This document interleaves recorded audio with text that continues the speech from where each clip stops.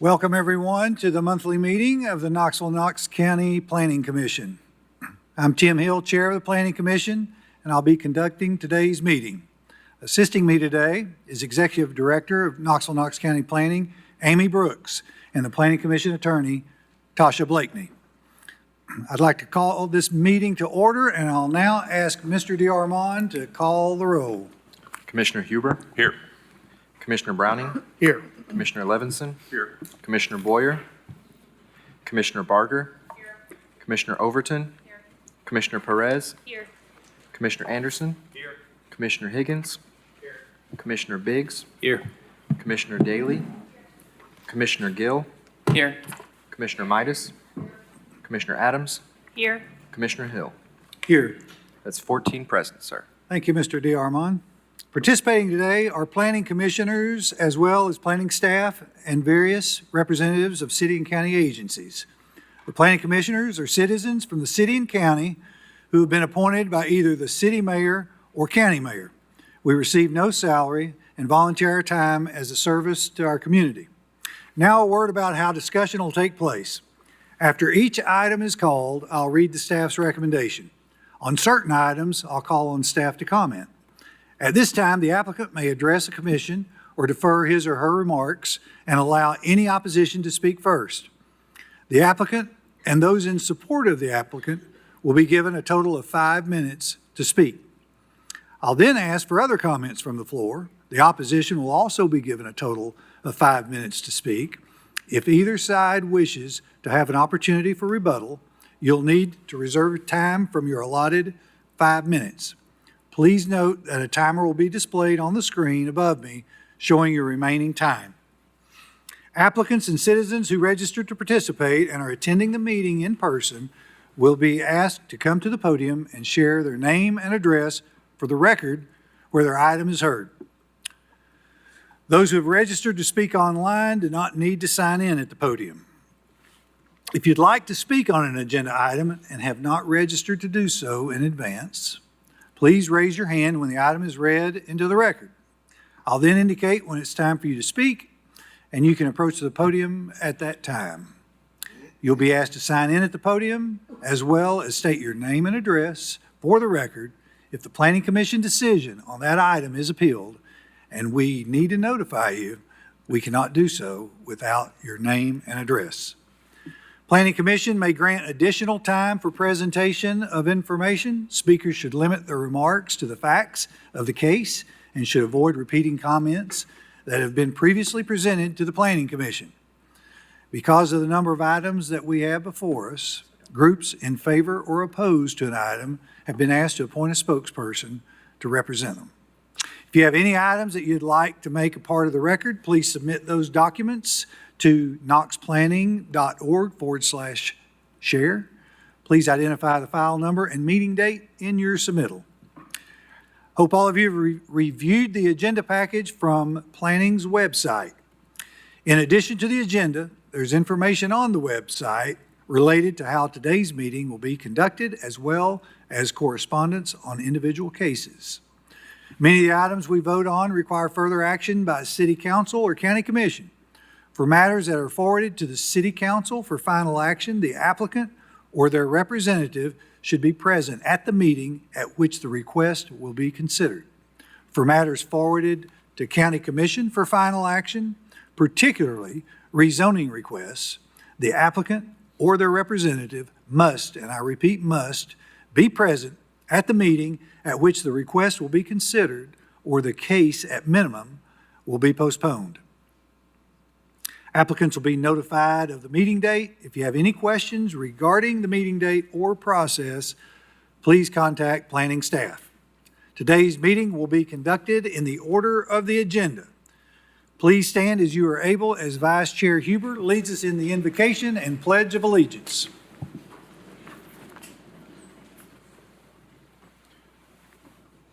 Our Father, bless this community. Help to ensure the decisions today made this afternoon are fair, legal, and in the best interest of the total community. As always, keep us mindful of the needs of others, especially those who are in sorrow, need, sickness, or any other adversity. Amen. Pledge allegiance. to the flag of the United States of America and to the republic for which it stands, one nation, under God, indivisible, with liberty and justice for all.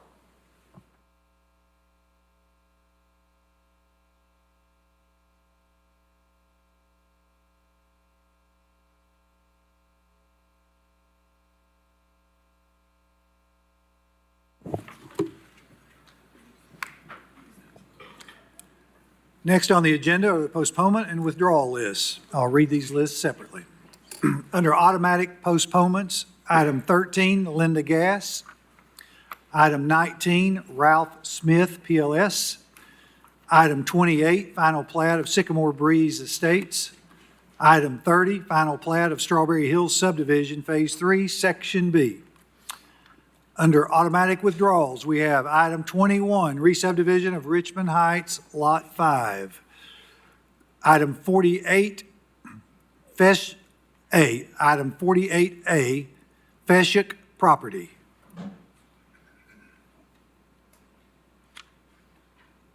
Under 30-day postponements, these items will be voted on. Item 6, Knoxville, Knox County Planning.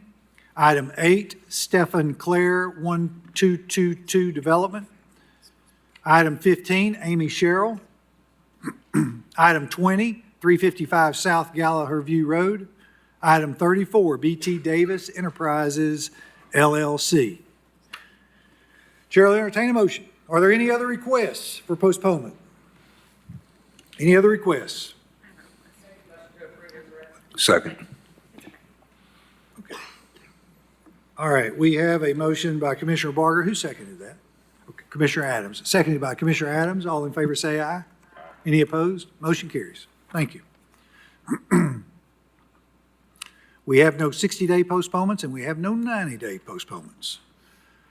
Under withdrawals, item 41, 1222 Development LLC. Are there any requests to withdraw an item? Any requests to withdraw an item? Chair will entertain a motion. We have a motion by Commissioner Barger, and that was seconded by Commissioner Adams. All in favor say aye. Any opposed? Motion carries. Thank you. We have no tablings. We have no items to be removed from the table. Next on the agenda is a consent list, which is composed of items marked with a C. These items are considered non-controversial and are voted on all at once in order to save time. Items are listed in order they appear on the agenda. Please listen carefully. Once an item is approved as part of the consent list, there will be no further discussion on it. Once an item is approved as part of the consent list, there will be no further discussion on it. Okay, said that twice. Item 2, approval of April 10, 2025 agenda. Item 3, approval of March 13, 2025 minutes. Item 5, R. Bentley Marlowe. Item 9, Garrett Jernigan. Item 10, Brandon Bolding. Item 12, North Creek Renovation and Construction, LLC. Item 14, Catherine Greer. Item 16, J. Scott Busby, AIA. Item 17, Mike Ballinger. Item 23, final plat of Maya Hills. Item 24, final plat of the Reserve at Three Ridges, Phase 1, formerly included re-subdivision of the Reserve at Three Ridges, Lot 134. Item 25, final plat of Strawberry Hills Subdivision, Phase 2, Section C. Item 29, final plat of Breakville Ridge. Item 31, Kathy Olson, Knox County Engineering and Public Works. Item 32, Kathy Olson, Knox County Engineering and Public Works. Item 35, Sam R. and Lenora M. Enzor.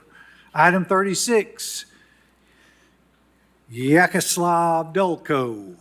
Item 37, Gene Root. Item 38, Noah Hudson. Item 39, Justin Vaughn. Item 40, True Line Land Surveying, LLC. Item 42, James McCamey. Item 46, Jimmy E. Hinderlight Sr. Item 47, Brad Pruitt. Item 48B, Feshett property. Item 51, re-subdivision of 360 surveying and mapping property. Item 54, J. Combs. Item 55, Rivergate LLC. Do we have any recusals from the commission? If not, are there any requests to remove an item from the consent list? Anyone like to pull one off to discuss? If not, we're going to vote on it, and if approved, we won't discuss it. All right, 3 times I said that. Chair will entertain a motion. All right, we have a motion by Commissioner Barger, seconded by Commissioner Adams. All in favor say aye. Any opposed? Motion carries. First item on the agenda is item number 7. Applicant Parker Bartholomew. Location south side of West Emerald Avenue, west of Sunrise Street. Approximate size of tract 5.54 or 5,547 square feet. Present zoning RN2. Zoning requested RN4. Existing land use single family residential. Staff recommendation. Deny the RN4 district because it is inconsistent with the intent of the zoning ordinance. Is the applicant present? Yes, I am. Do we have any opposition? Any opposition? Seeing no opposition, you may proceed. All right, I'm going to turn it over to Bentley Marlowe to start out. I think he signed up in opposition to what was said on Tuesday. Hi there, R. Bentley Marlowe, 322 Douglas, 37921. So on Tuesday at the agenda review on this item, there was a graphic displayed that showed an architectural rendering. Could we put that back on the screen, please?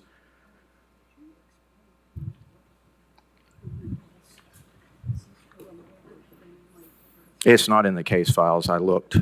But it was displayed on Tuesday at the agenda review. It showed 2 little duplexes front to back on the lot, and Ms. Hillman presented to you all stating that a non-conforming lot zoned RN3 or 4, when combined with middle housing, could have double duplexes.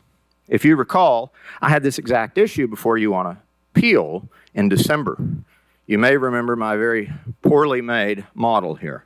Looks very similar to the graphic that was presented to you all on Tuesday. I still would like to see that put on the screen, please. If any of you all remember, that appeal was denied. So this board said, no, you could not have a double duplex even on an RN4 non-conforming lot. This board advised me to appeal to BZA. I learned at that meeting that that interpretation was made by Mr. Peter Ahrens. At BZA in January, I lost that appeal before BZA for challenging the interpretation of a front setback. Mr. Ahrens maintains that it's a front build-to zone. So it is impossible under middle housing to build a double duplex on an RN4 under middle housing. It's impossible to build anything that resembles the rendering that staff presented to you all on Tuesday, but conveniently cannot find today. Impossible. And staff knows it. So I am appalled by the dishonesty coming from staff on this very issue, and I'm appalled that after many, many times of accepting my applications for middle housing on the basis that a millimeter or 2 are off and out of scale on a hand-drawn drawing, that staff somehow finds the time to make very nice-looking renderings for something that's not even proposed in Mr. Bartholomew's case. Thank you. Thank you, Mr. Marlowe. Thank you. Parker Bartholomew, 5406 Summit Ridge Lane. I've provided what we're here to talk about today. It's the 3rd time that I've been here. I was asked at agenda review and in previous meetings why I'm here. After all, on Tuesday, I did receive a building permit for approval of a duplex on this lot under missing middle. So I'll provide you the best answer I can in my short time. To afford a 1-bedroom unit in this zip code, it requires a yearly income of $53,600. My oldest daughter is 14. If she was looking for an apartment right now, her rent would be more than my mortgage. And I bought my home in 2020.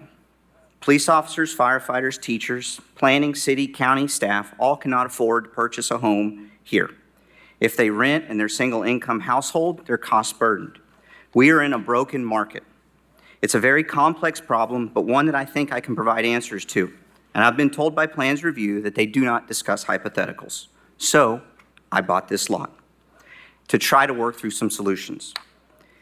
Each time I've come, I've shown you multiple items, and since November or September when I submitted, and I've been here now the third time, I've tried to work through the no's that have been given. Between my projects, Mr. Marlowe's projects, and other projects that I did open records requests, I've been able to get some answers. The previous discussions were able to happen on the existing RN2 lot, but the multiple primary building discussion is an RN3 lot. Now, I may be a moron for trying to push these and figure out these solutions, but I think I can. In front of you is 2 tiny homes. These homes are modular certified and they meet all building, zoning, and fire codes. They have Hardy or LP Smart siding and they're on permanent foundations. They're eligible for 30-year home loans, housing vouchers, and they cost less than $100,000. The payment would be less than $700 a month. This is not a hypothetical, but a proven solution. If I'm allowed to build this, we can cut the income requirement to live in this zip code by half. Someone making $14 an hour can become a homeowner. Providing a path for homeownership to the thousands of people in Western Heights, 400 feet from this site, is going to improve the neighborhood. We need to think about the harm not providing housing has done to our neighborhoods. Within 400 feet of this property, we have an RN5, an O, a CN, a CG2, an IMU, and an RN2. RN3 is not out of place or hurting this neighborhood. No one has been crazy enough to think that this is possible, but my desire is to provide housing. Thank you, and I appreciate the extra time. Thank you. And Mr. Marlowe, I'm disappointed in your remarks, and I don't appreciate you attacking our staff like that. In no way have I ever seen any element of dishonesty from our staff. Young lady, go ahead. I would like to incorporate for the record about 16 minutes in for about a minute of the YouTube video from Tuesday's agenda review, where you will hear Ms. Hillman say exactly what I accused her of saying, and you'll see that graphic on the board that we can magically no longer find. Your comments are taken, and appreciate it if you take a seat. All right. Ma'am, were you wanting to speak? Did we have someone wanting to speak on this matter? Sharon McKibben, 900 West Emerald Avenue. What's being proposed seems acceptable, but the utilities and the infrastructure of Emerald Avenue needs to be upgraded for this to be acceptable. The city needs to remove the existing street and rebuild it. KUB would have to upgrade the utilities. Until this is done, what is being proposed is not acceptable. Thank you for your comments. Commission? Let's see here.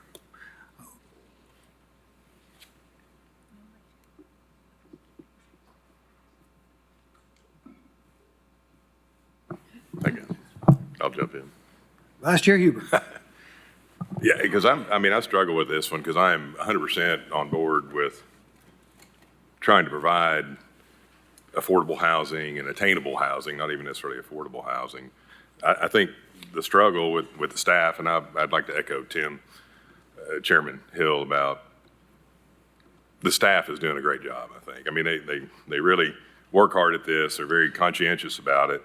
And I think where they're struggling is we've got an area that's all R2. And if you jump to R4, that's going to be, again, I get where you're trying to go, and I applaud that. And I think it's a great idea. I like the tiny homes. I think they're affordable.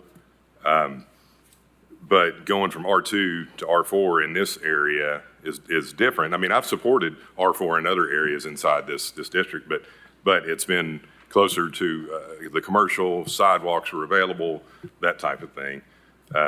Anyway, I think that's where staff is coming from, that it's a jump. It would be a spot zone inside R2 that's a little hard to reach. So I just wanted to make that comment.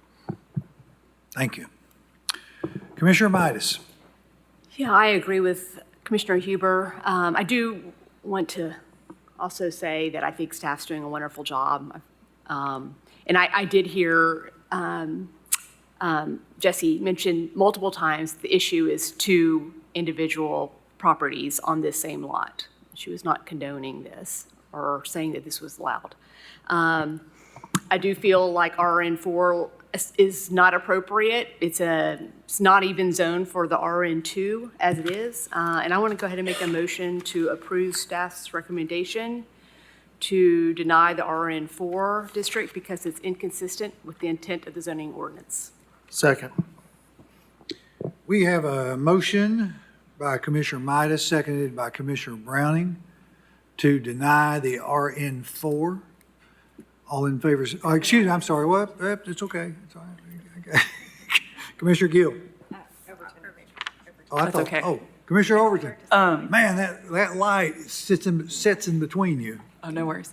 I appreciate everyone's comments. I tend to agree. I think I look at this a little bit differently. I think being so close to RN5, office, industrial mixed use, CG1, all the things, I kind of think, and being so close to the city, I understand that this is traditionally a traditional neighborhood, but I think realistically, we can't continue to just say, well, traditionally, these are single-family homes. If we're ever going to be able to address housing affordability, particularly so close to the city, I think that this kind of whole area could be RN4. I know I'm talking in theoretical terms, but I think that this case is a good example to bring points up, like, what Austin, Texas did as far as like changing minimum lot size requirements in, districts super close to the city and how that has impacted housing affordability in a really positive way. They're seeing housing prices and rent prices decrease in Austin because of those changes that they've made. And I think that this is a good example of what we can do here in that vein. And so, I'm in favor of RN4 here, and I think to the extent that it would turn into a slippery slope kind of situation or something where we say this is a precedent, I don't know, at some point the slippery slope does stop. Like reasonable people meet and they look at a different situation and they say, okay, well that doesn't work here. And so, again, I personally think that this whole area of town could be RN4 and we could see a lot of benefit from it. And I just wanted to bring up that the next opportunity we get to reevaluate minimum lot standards, maybe this body should have that conversation, so. Thank you, Commissioner Overton. Commissioner Higgins. Yeah, I tend to agree actually on this because when you look at the existing density of this neighborhood and with all of the commercial and industrial zones around it, the RN4, a lot of times you can get higher density with the missing middle route than you can with RN4. So I don't really agree that intentions behind the request aside, I don't completely agree that that RN4 is really out of place here, just because under missing middle, I think that you can pretty much do most of what RN4 allows. That's not to say that we should necessarily zone it RN4 because, like I said, the missing middle kind of allows for higher density on this site. But I do think that it makes sense to kind of have an open mind with some of these historic neighborhoods that are already pretty mixed use, that maybe there's more scenarios than keeping with the historic zone that's always been there. Seeing no other lights, we have a motion to deny. All in favor say aye. Aye. Any opposed? Motion carries. Could I see the noes? I mean, 1, 2. 12-2. Thank you. Thank you. All right, moving on to agenda item 11. Applicant is Alex Bodazit. Location, north side of Ball Camp Pike, west of Hazelwood Road, 2.76 acres. Present plan and zoning designation is low-density residential. RN1, proposed plan designation is medium-density residential. Existing land use is rural residential. This will require three motions. And the staff recommendation for motion 1, as it relates to the sector plan, approve medium-density residential land use classification because it's supported by public infrastructure improvements. Motion 2, as it relates to the one-year plan, approve medium-density residential land use classification because it is supported by public infrastructure improvements. Motion 3, related to rezoning, approve the RN3 General Residential Neighborhood District because it is compatible with surrounding infrastructure and amenities. Is the applicant present? Yes. Do we have opposition? Any opposition? Yes. We do have opposition. All right. There you go. And then 2 on Zoom. We don't have, Zoom's not working, so it's Harris. Okay, we have a Mr., huh? We have 4 total. Okay. We have 4 signed up to speak. Mr. Greg Harris, or first of all, let me ask, would you like to proceed or defer? Yes, just briefly, David Harbin, 4334 Paper Mill Drive here in Knoxville. On behalf of Mr. Bodizat, we are in agreement with the staff recommendations on this. Our plan is to do about 25 to 30 townhomes on this site right here, so we'll save the rest of our time until after the others speak. Thanks. Thank you, Mr. Harbin. All right, Mr. Greg Harris. Mr. Greg Harris.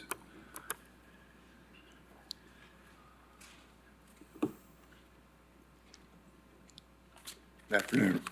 My name is Greg Harris. I live at 3201 Kingsmore Drive, Knoxville. We have some concerns. I'm speaking on my behalf. I have concerns about the property being turned into townhouses. Does that mean? Yeah. Don't take that time off there. Anyway, when I was reading through everything and trying to get a grip on this, I only had about a week and a half's notice that this was even going on. Now, I know there's supposed to be some signage there, and there is. There's a few small signs set in a ditch line. But in that area, if you've ever traveled that area, you'll see that ball camp is extremely, extremely busy. All the streets in that area are just overcrowded. They're looking for shortcuts to come through there off Pleasant Ridge and so on, and it's just impossible. What we have right now is just, we're existing. We're not updated. We don't have sidewalks. They say there's amenities there. There's 4 fast food chains there and a couple little Walgreens and a couple other little things. I don't know what they're talking about, shopping and amenities. There's nothing there. And to do that, ball camp is so busy that if you were to try to cross that street, you take it in your own risk. Now, not to mention that there's Victor Ashe Park that holds special events, the crowding, the parking, and everything is enormous. We also have 3 schools there. We're adding more cars to school areas that we have children going to. Right there on Merchants, they're opening up a place that has 189 apartments right on the corner there on Merchants and Pleasant Ridge, or 1, 2, and 3 bedroom houses or townhouses. That's a minimum of 184 cars. More than that, if you add 2 cars, you got anywhere from 300 to 400 cars parked in that building alone. Now, if you add the townhouses, there's at least 2 cars per that. Traffic is terrible. Safety is terrible. If you do this, then you're going to have construction coming in and tearing up what little bit of ball camp we got. To ask people to walk to Walgreens or to Walmart to walk down ball camp is impossible. If you've been down there by the ball fields, there's a ditch 2-3 feet deep. It's impassable. For safety's sakes alone and for traffic going to work, my wife's a school teacher, leaves at 7, has to leave 15 minutes early just to get out of that area, ball camp in Pleasant Ridge. I just take that in consideration. Thank you for your comments. Let's see, we have Gail Frank. Gail Frank?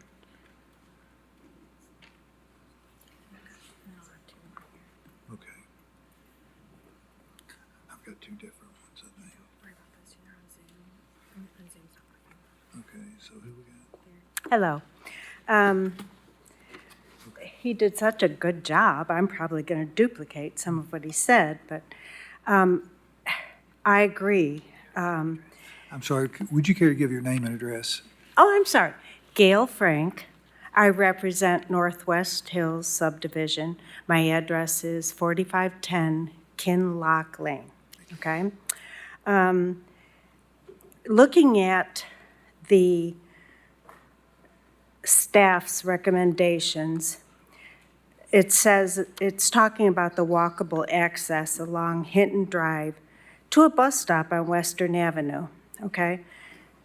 There are no sidewalks on Ball Camp Pike and no crosswalks. So anybody to use this as a reason that this place should be built, people are taking their lives into their own hands, trying to walk along the road and cross to get to the sidewalk. They've also mentioned that Western Avenue receives significant pedestrian improvements. Well, only Western Avenue got it. Ball Camp Pike has had no improvements whatsoever. And Western Avenue is a raceway and a drag strip. I wouldn't be a biker on that street. That's up to them. Anyways, while there have not been any notable private development trends in the immediate area, the city is experiencing ongoing demand for housing. Well, you're pointing out walkable proximity advantages. There is no walkable path along Ball Camp Pike. The community, both of the subdivisions, West Haven and Northwest Hills, you can't get out of your subdivision because cars, there needs to be something done with speed on that street to begin with, but cars are whipping down there and it's like a 1, 2, 3, go and pray. So consider the safety issues when you are talking about increased traffic. Let's see here, I'm sorry to say Now, it also said something that the estimated traffic impact was not required. Why is that? With the how exactly was it determined that traffic wouldn't have any negative impact? There already is such a traffic issue. If you allow rezoning to RN3, it allows the possibility of possibly 39 family units. And most families have 2 vehicles, so there are 75 more cars that are going to try to come out of there. Thank you, Ms. Frank. We're out of time here, and we've got 2 more folks that would like to speak. Okay. And we have Aaron Christner. Aaron Christner.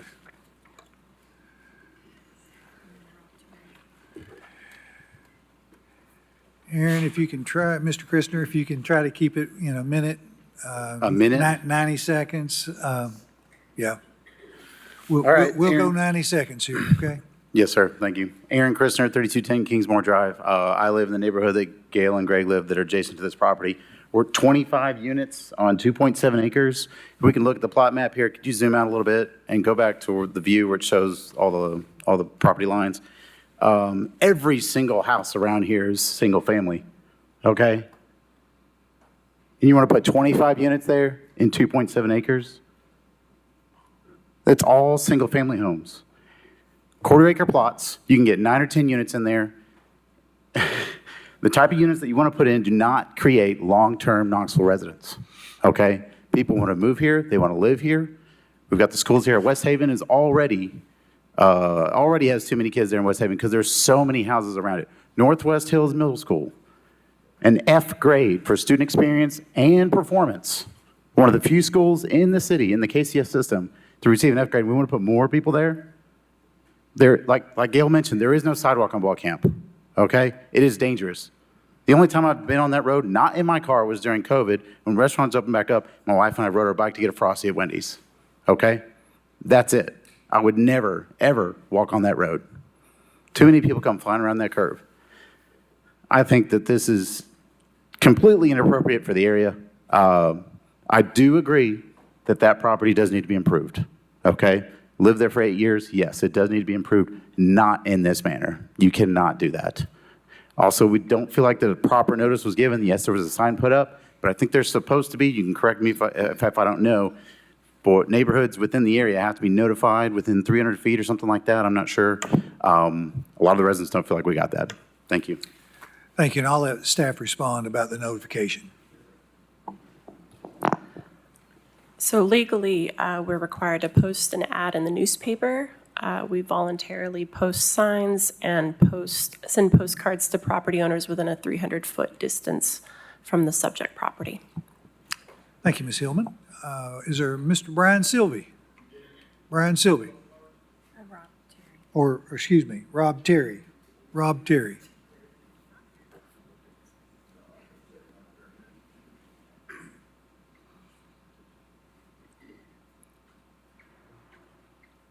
Mr. Terry, if you'll respectfully stay within 90 seconds, I'd appreciate it. Absolutely, I can do that. Rob Terry, I live at 3100 Indigo Lane. I'm the property adjacent on the back corner there. Members of the board, I want to thank you for giving me the opportunity to speak. I'm here as a concerned member of the community, speaking in strong opposition of the proposed rezoning of the property on Ball Camp Pike. Let's be honest, what's driving this proposal is greed.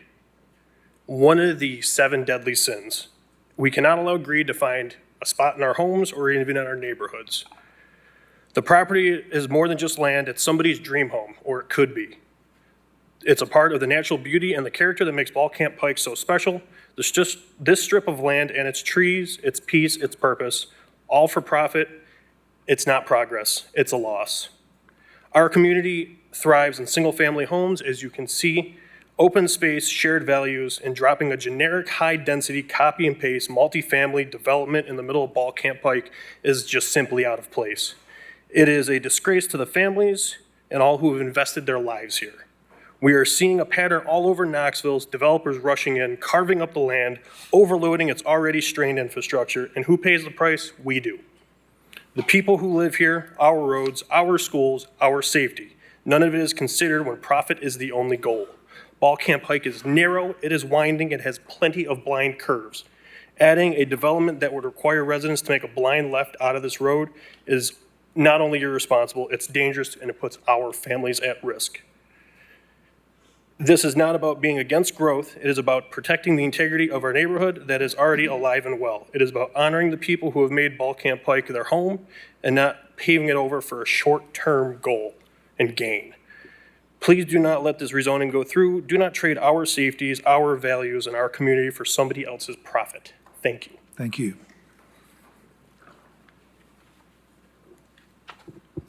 Upon hearing this, I think it'd probably be best if we had a 30-day postponement so we can come meet during the interim to come meet with them. So I'd ask for a 30-day postponement at this time. Chair will entertain a motion. So moved. Second.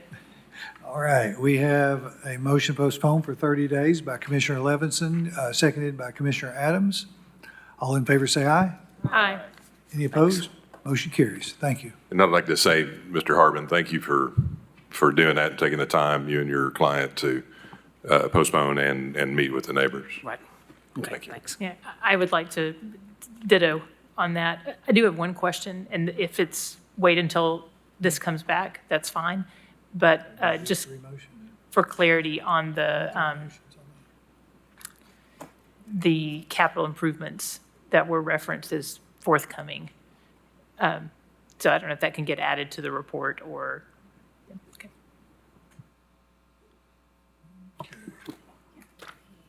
I'd also like to add to, it looks like on the street view that there are not sidewalks along Ball Camp Pike. I feel like when I read the report, it was that there was, it reported, but the report said that there was sidewalks. Is that right? The report references sidewalk access on Hinton, so this property is across the street from the terminus of Hinton Drive, which does have sidewalk access all the way down to Western Avenue. Okay.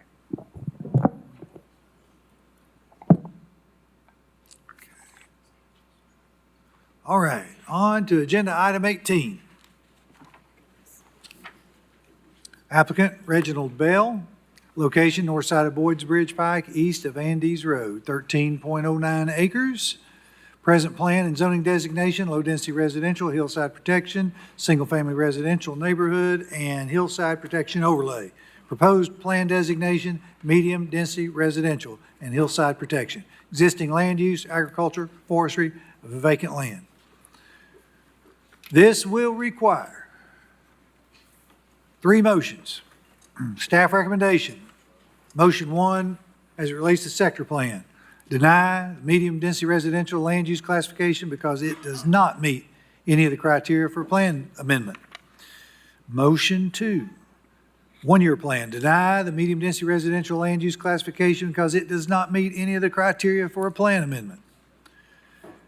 Motion number 3, rezoning. Deny the RN3 General Residential Neighborhood District because it is incompatible with surrounding development and inconsistent with adopted land use plans.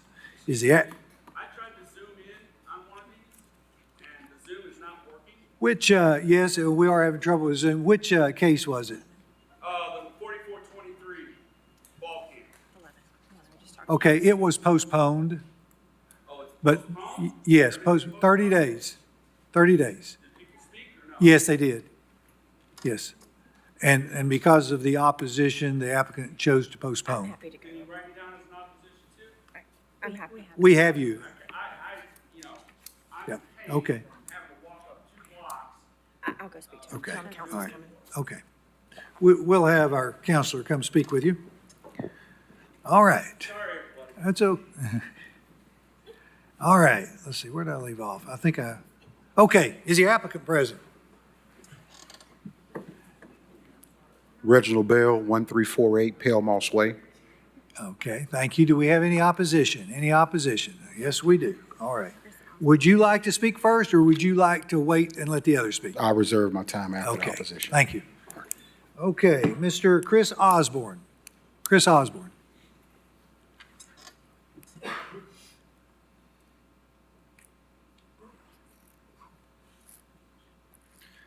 Chris Osborne, 5208 Cayuga Drive.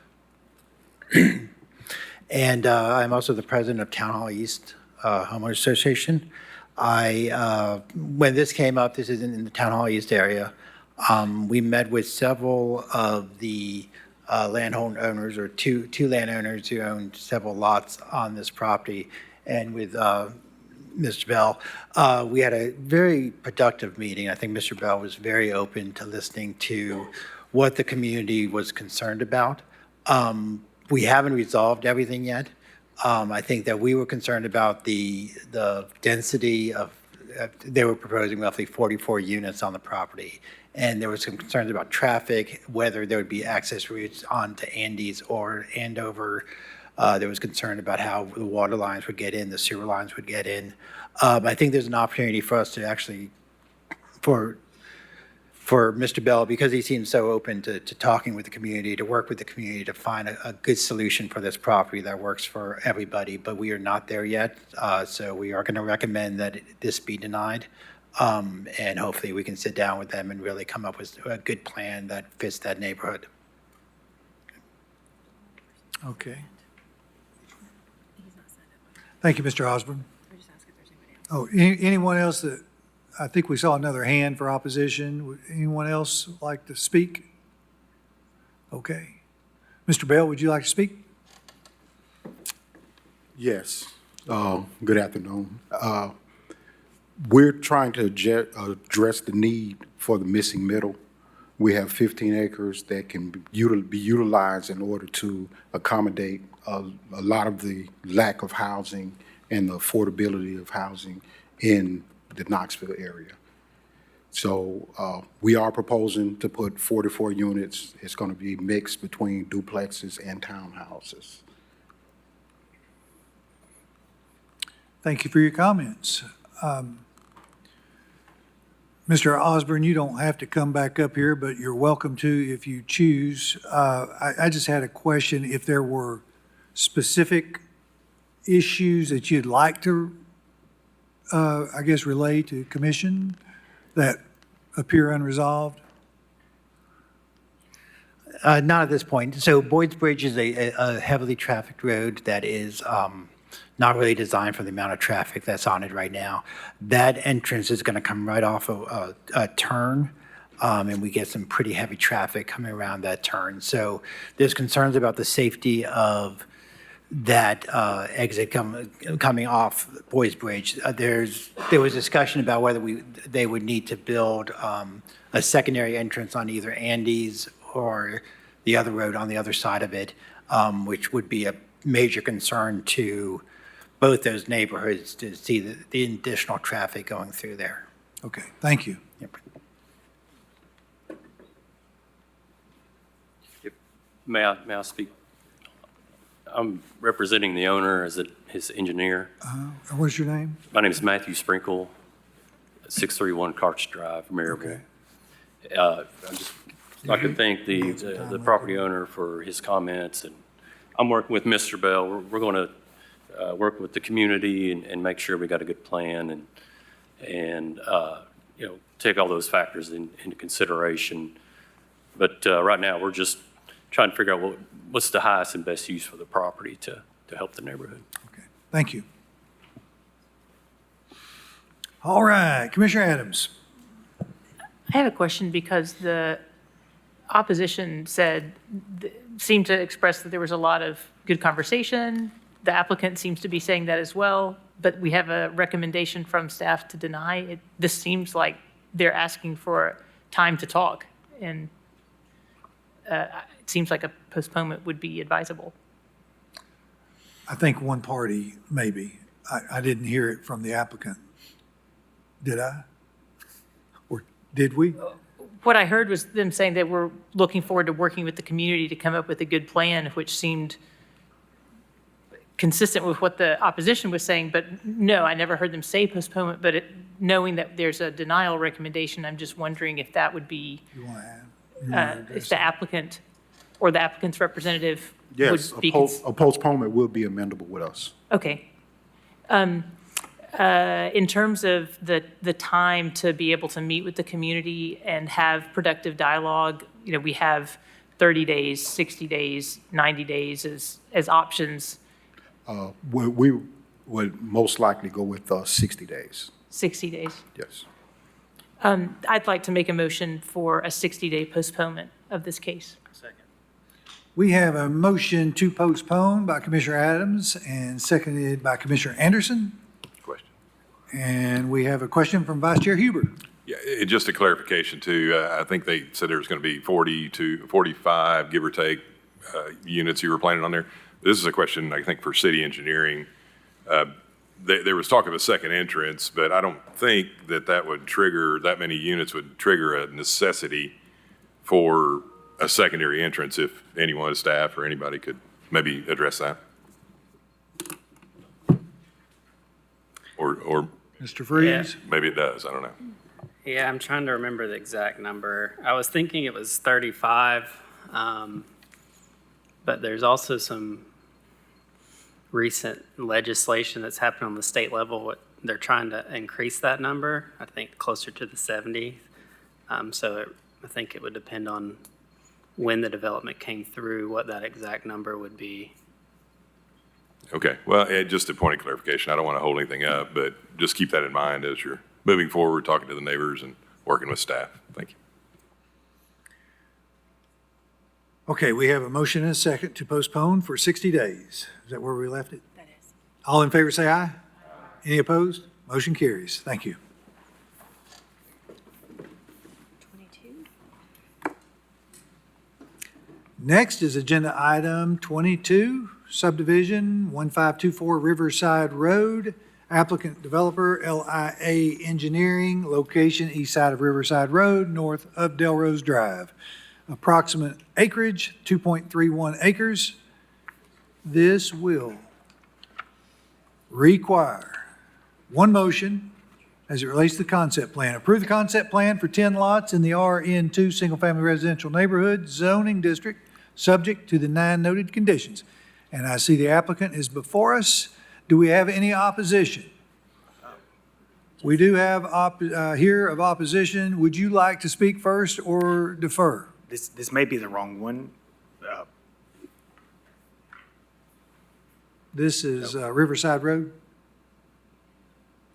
What? Correct, Riverside Road. Yeah. Yep, this is not Riverside Road, though. Oh, on the screen. Oh. Give us a second. But does he want to go first or Let's see, but while we find it here, would you like to? Sure, Brandon Simpson, 265 Brookview Center Way, would like to postpone, or not, wait till after opposition. Okay. All right, we have Jesse Stanton. Jesse Stanton, is he here today?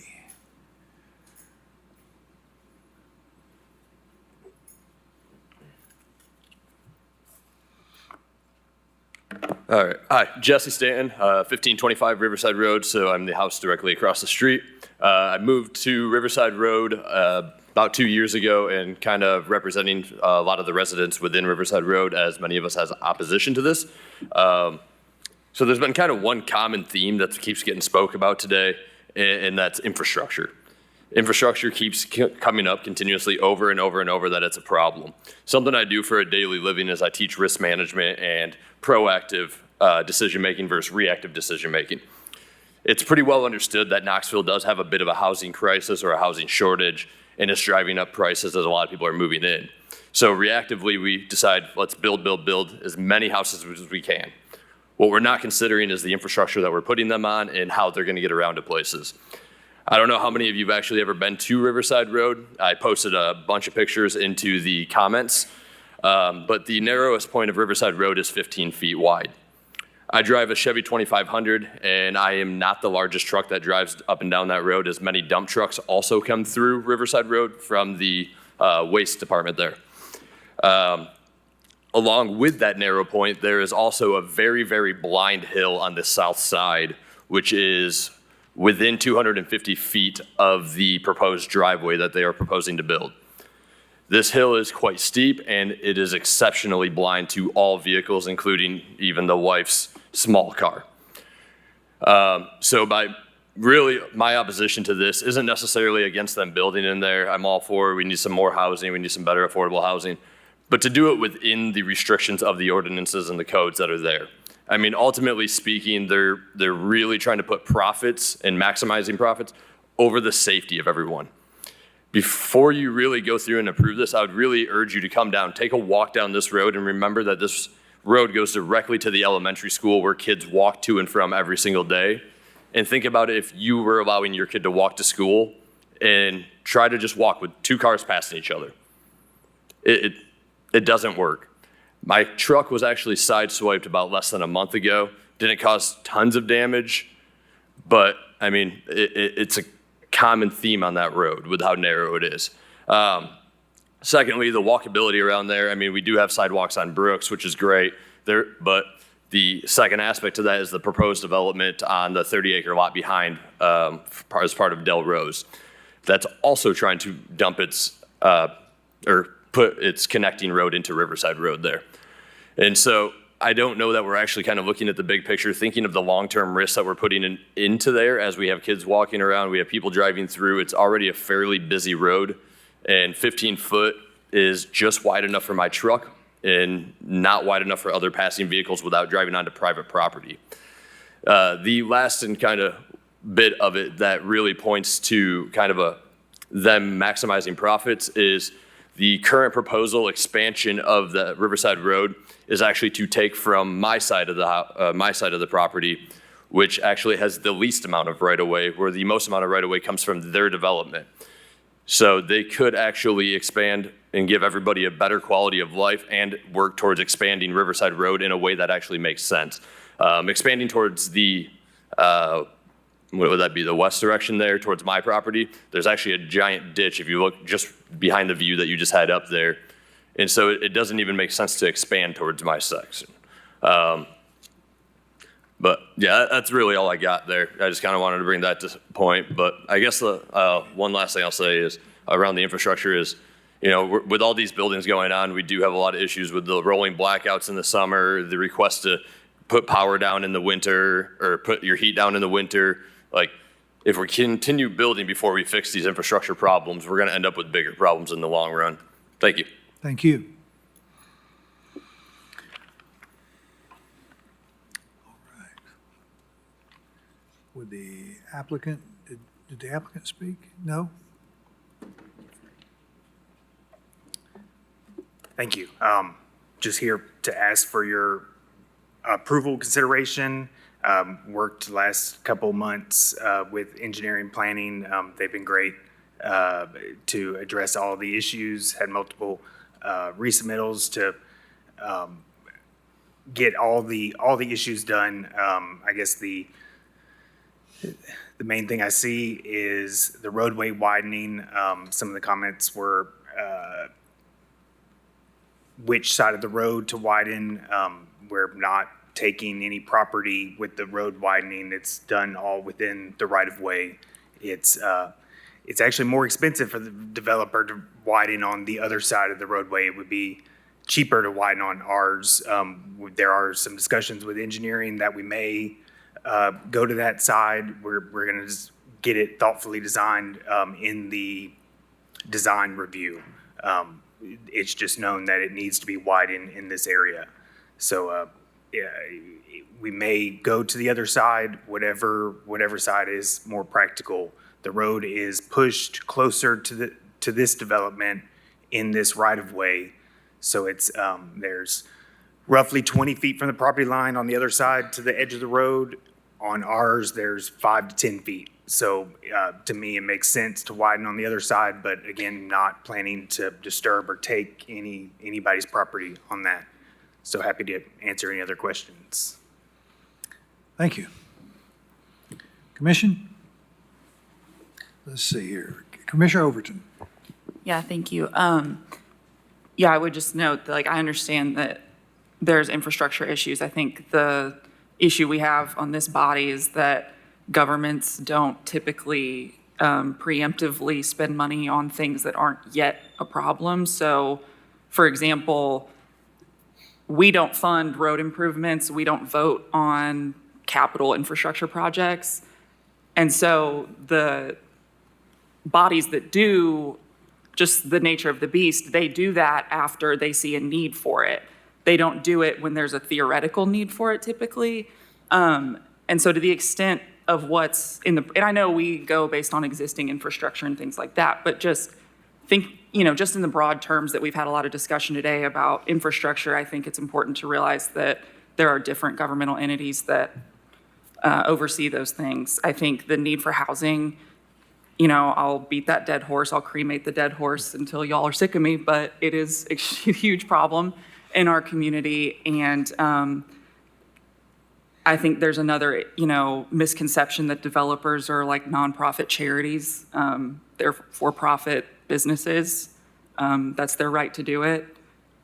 Sorry, you know what I mean? Like, it just is what it is. And so to the extent that a developer makes money adding housing so that we can have cheaper units and they can continue to, have economic investment in this community, I personally don't have a problem with that. So with all that being said, I'd like to make a motion to approve the concept plan for 10 lots in the RN2 zoning district subject to the 9 conditions listed in staff's report.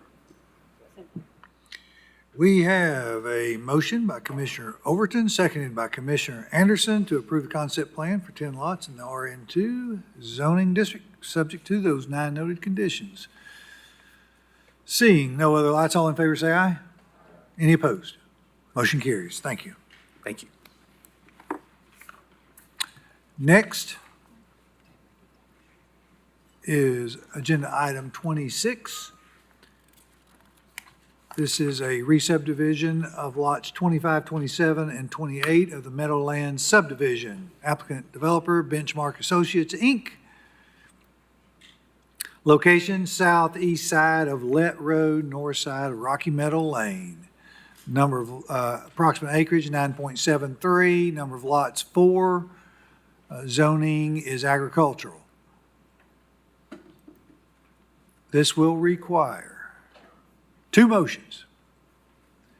First motion, staff recommendation, allow the variance to create one additional lot on a previously approved joint permanent easement without requiring the JPE, joint permanent easement, to meet the applicable requirements of section 3.03.d.3 of the subdivision regulations based on the following evidence of hardships. A, the existing JPE serves 7 large lots under different ownership, and the other owners do not want to bring the existing JPE up to the standards required in section 3.03.d, mandating the JPE to meet the same design and construction standards as a public street would affect these other property owners who are not involved in this proposed subdivision. B, the request and the subject JPE are unique to these properties. It is noteworthy that 2 prior variances were approved to allow additional lots on a substandard JPE.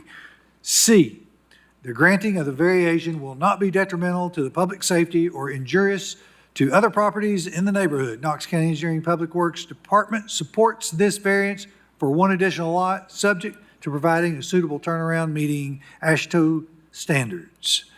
Motion 2, approve the request to re-subdivide 3 lots and create 1 additional lot in the agricultural zone.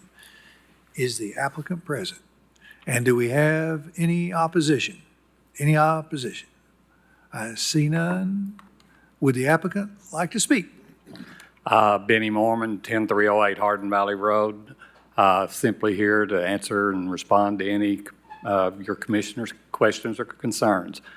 I would say that, make you aware that this is a large tract, small community of mostly family members. When the road was originally built several years ago, they did not build the turnaround where you see the cul-de-sac, and this community is going to benefit from this approval because of the requirement that they will build an AASHTO-approved turnaround. Thank you. Thank you. Commission. Motion to, how many motions is this gonna?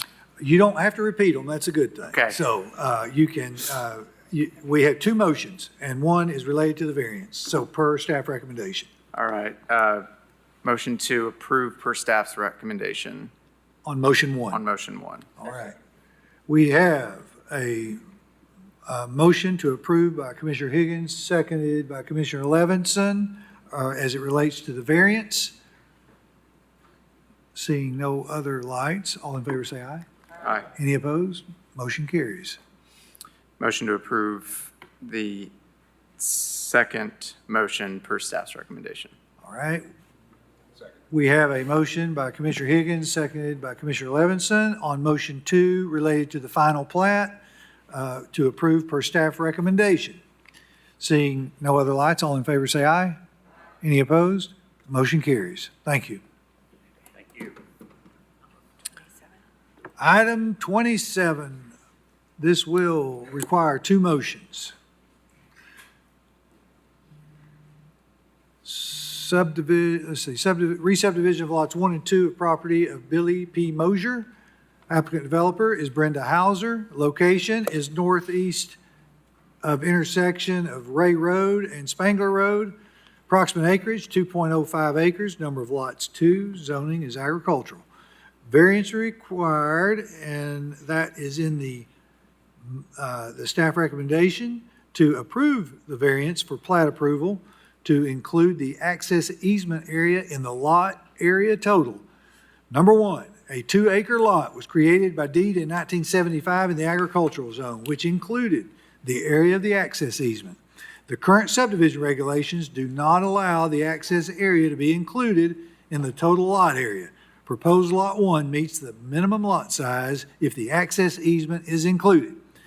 Number 2, this situation is unique as the lots were created by deeds from the previous owners. The deeded lot line needs to be corrected as it runs through the house in proposed Lot 2. Number 3, the granting of the variance will not be detrimental to public safety, health, or welfare. Knox County EPW recommends approval of this variance based on the justifications provided by the applicant. Motion 2 as it relates to the final plat. Staff recommendation, approve the final plat for 2 lots in the agricultural zone. Is the applicant present? Yes. Do we have any opposition? Any opposition? Seeing no opposition, would you like to speak? No. Okay. Commission, Want to make a motion to approve the variance for the plat approval to include the access easement area and the lot total area as per staff recommendation. okay, we have motion one as it relates to the variance. Commissioner Levinson made the motion, and it was seconded by Commissioner Higgins. All in favor, say aye. Aye. Any opposed? Motion carries. Approve the final plat for 2 lots in the A zone. Make a motion. We have a motion by Commissioner Levinson, seconded by Vice Chair Huber to, motion 2 relates to the final plat, approve the final plat for 2 lots in the agricultural zone. Seeing no other lights, all in favor say aye. Aye. Any opposed? Motion carries. Thank you. Next, agenda item 33. This will require 2 motions. Applicant Benjamin C. Mullins, location south side of Oak Ridge Highway, east of Gray Hendricks Road, 18.42 acres.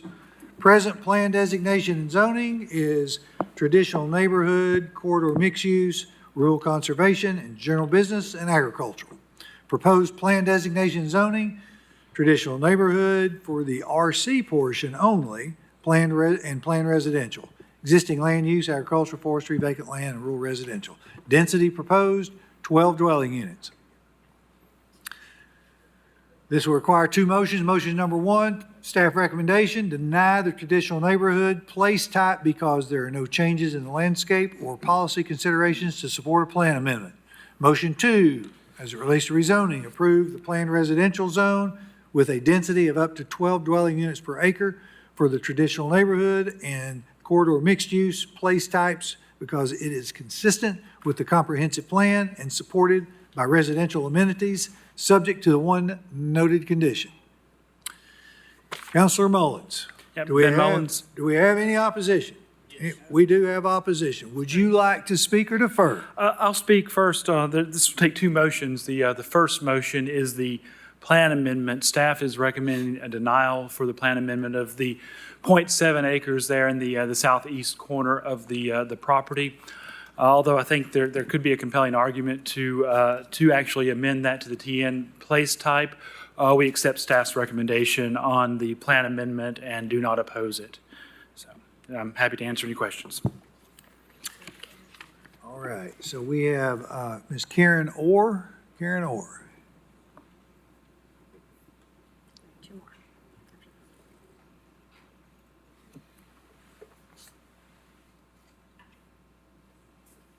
My name's Karen Orr. I live at 7529 Oak Ridge Highway. My property is adjacent to the property being considered for rezoning, the former Arwood family property. This is 1 mile from what we call the center of Carnes, our oldest red light, another mile from the red light to the 1-lane underpass on Byington Beaver Ridge Road. This underpass is used for many Carnes residents and Powell residents to go to Ball Camp Community, Level Road, Cedar Bluff Road, a 1-lane underpass. There is currently a half-mile to a mile backup in the morning and evening rush hours on both sides of the underpass. I brought pictures if you would allow me to submit them later. If you increase the traffic to 1,946 trips per day added to our current load as listed on page 33-4 of the planned amendment, we won't get anywhere. We'll be there forever. My husband and I are not opposed to a planned subdivision being developed on that property, and much of our property is adjacent to theirs. Particularly, there's a huge forested part. It's beautiful. It's been there forever. And if you change the rezoning for the whole property to 12 acres for the entire property, a developer will build to that capacity, no matter what they have on paper. The greed is just too much for them to resist. It won't matter what they say. And like Tim Burchett would say, they're going to put 12 units on every dadgum acre on that property. Sustained growth is possible. The existing zoning is 1 unit per acre. We ask that you keep that zoning to protect the integrity of the community. The current developments, the latest developments have been subdivisions, and we would like for you to be consistent with those recent developments. The forested part of that property, it has trees that are 100 years old because we've counted the rings on our trees on our property. Please preserve our community's character and keep in mind the folks who have lived there for decades, not based on money or people's pockets. We want you to partner with us to increase housing, yet still preserve our beautiful community. We did not receive notice of the one meeting we've had. We found out about it from our neighbor about an hour before the meeting was taken. So I would like to consider a postponement so that we can have more discussion with the developer. Thank you. Thank you. Let's see, we have Mr. Ed Bennett.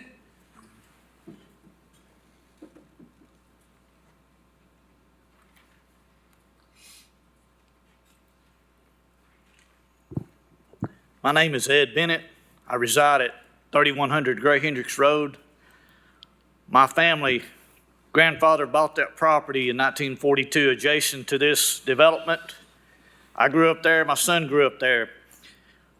Fast forward several years, the roads will not accommodate the traffic. The runoff from this property floods my mother's and sister's property. My front door and their front doors look directly, like maybe 2 to 3 car lengths widths from that development. The roads, there's kids walking from the middle school out. There's no room for them to walk. The road is narrow. You've got big trucks that come out that road all the time. It's not wide enough.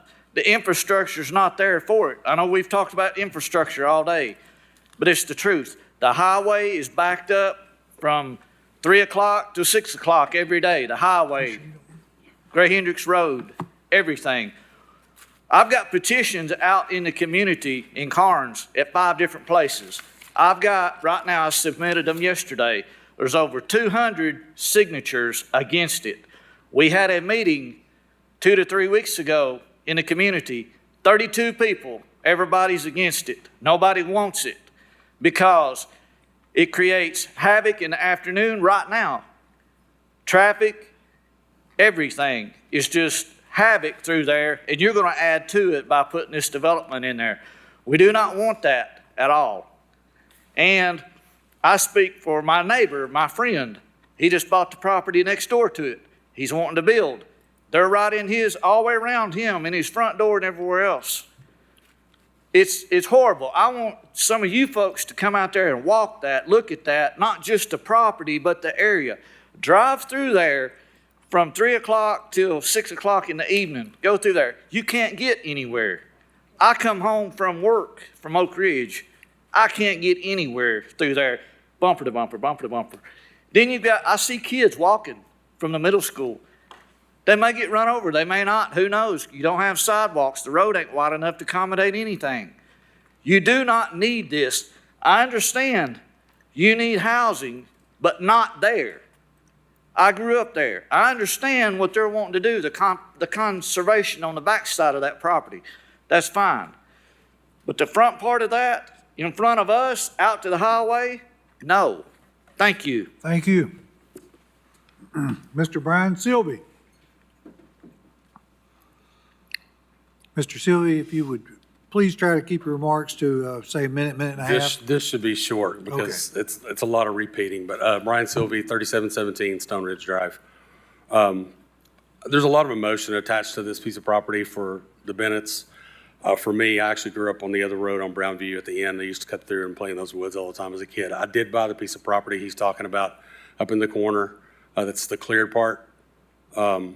Just recently from the family that lived there. We were planning on building our finally forever home. I want to be the grandparent that all the kids want to come to. And it's going to be tough. The infrastructure, everybody talks about that. We've all talked about it, and I realize that there are other entities that take care of all that. It has nothing to do with you guys. Traffic is heavy on Gray Hendricks. Traffic is terrible on Oak Ridge Highway. My wife and I were talking, when I first moved out there to Carnes, when I was 8, the We had one red light, that was it. And I realize we have to grow. I know there's a shortage of housing. I'm trying to work on that with some other properties that I have to help you guys. We just asked that 12 units per acre is a little much. I mean, that's, 221 houses roughly. I don't think the highway can take that. If you pull up the picture, the actual picture, and I'll be done here in just a second. You're looking at entryways for a daycare, driveways, Butler's Animal Clinic, and then you have 2 entry exits to the Exxon right there on that side. And then you're going to include another entry exit for a subdivision with 221 houses in it. I don't even think if we widen the road, it's going to handle that. That's really all I got to say. Thank you. I think that's all in opposition. Oh, we got one more? Okay. What, you got a name? No, not signed up. Good afternoon. Thank you. My name's Jennifer Spencer. My address is 7882 Brownview Road. Our land is directly behind this, where the yellow area is there. At the back there, the very back. We just purchased this land. We own 15 acres there. We purchased it because I have an autistic son who needed to have some privacy and calm in our lives. And we have just been hit with the 15 acres that we spent our life savings on is now going to have all these units in front of us. There is a significant amount of trees there, that we have a tremendous amount of wildlife that comes up through there. Our house goes to the top of our land goes to the top of Beaver Ridge there, if you can see. And then on the other side of Beaver Ridge, the Beaver Ridge, there's that land there that's empty before that other subdivision there on, I think it's Epi Cove. No, Olin Cove and Epi Cove, yeah. So that land behind that neighborhood there, off of Ball Road, goes to the top of Beaver Ridge. The bottom there goes down to our house, and all the wildlife is in there. So it goes up and down that ridge, and it goes into that land, and that's where they bed at night. They have a water source there. And so when you're disturbing all that wildlife has no place to go. Ma'am, if you could wrap up, please. We ask that you please leave I'm not totally opposed to the housing in small numbers. I would greatly ask that you leave as much trees as possible. Thank you for your comments. Do I need to put my name here? Yeah, yes.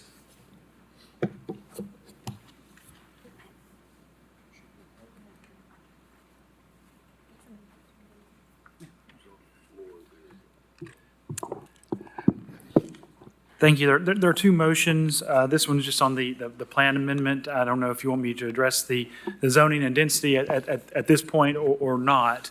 Be happy to do so. It's kind of hard to separate the two. Or you want to go ahead and vote to deny the plan amendment and then discuss the motions? I think that's fine, yeah. You may. Go ahead and talk, okay. This property is 18.42 acres. I actually represent Mr. Denton, who is the owner of the property. He's a Carnes native. He bought the property with the initial intent to fix up the house on that property and to build his house there. But he began getting offers to purchase the property and believed that a rezoning would be in his best interest to go ahead and do so. So we asked initially we asked for an RB zoning and for the plan amendment, because RB is directly related to the TN place type. Before, this was in the LDR, I think, sector plan, and it was changed during Advanced Knox to the traditional neighborhood, which allows RB and also allows consideration for PR up to 24 units an acre. After talking to staff, you'll see this one has a February application number on it. They had some serious considerations or concerns with Gray Hendricks. Our only access was along what essentially serves as a private drive. There is some undedicated right-of-way there, but on Gray Hendricks. And so we postponed it. We had site distance considerations with that hairpin curve there. And so Mr. Denton began to work out an agreement with the Exxon to the north about land swap. And you can see, the original gray area is the area of the original property dimensions. And we've been able to kind of swap that land to give us access directly to Oak Ridge Highway. TDOT is aware of this. There's a letter in your packet. They have agreed with the access point. We'd be sharing access point with the Exxon there. And now that we have the direct access to Oak Ridge, we amended our application for PR at 12 units an acre, which staff is supportive of that. We did postpone this, one, to work out the issue with the access, and also to reach out to the neighbors. We've had a meeting with all these fine folks behind us. We know what their concerns are, and we know they're sincere with that. But we also think that this property checks the boxes that the county wants to check as for where you want to put this type of development. The place type was put here for TN for a reason. We do have access to Oak Ridge Highway, which is a major arterial road with currently 46 feet of right-of-way and 46 feet of pavement, and 85 feet of right-of-way. This is adjacent to several amenities. As staff pointed out, the Carnes Library and the Carnes Community Park is just to the east of this. There's baseball fields, there's a playground, there's a public pool there. To the west, we have the Carnes Elementary and Middle School. And this, with the PR zoning, this would require another development plan to move forward. I know there's a lot of concerns, especially the rear of that property. There is some old hardwood there, but about half of what you see that's forested had been disturbed in the past when it was used for agricultural property. There's an old farm pond that you can't see now because the trees have grown up around it there, but a lot of that has been disturbed. And then as you get closer to the back, there is, you can see some of the old scrub pines that have grown in. That's a clear indication that it's been probably disturbed in the past. You can see the farm pond there as, for it's dried up and it had been filled in. But the property, further to the south, the PR would allow the flexibility to, design a development that's more sensitive to those environmentally sensitive areas.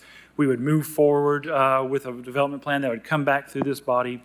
The neighbors would have notice of it. They'd have an opportunity to comment and address the concerns they have with the actual plan.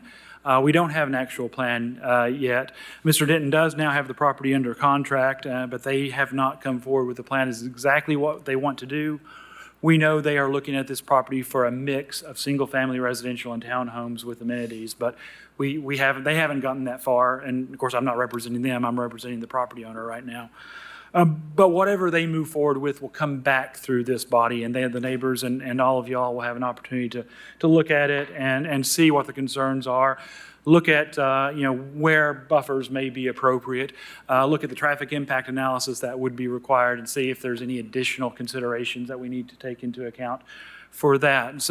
And this is one step in the process.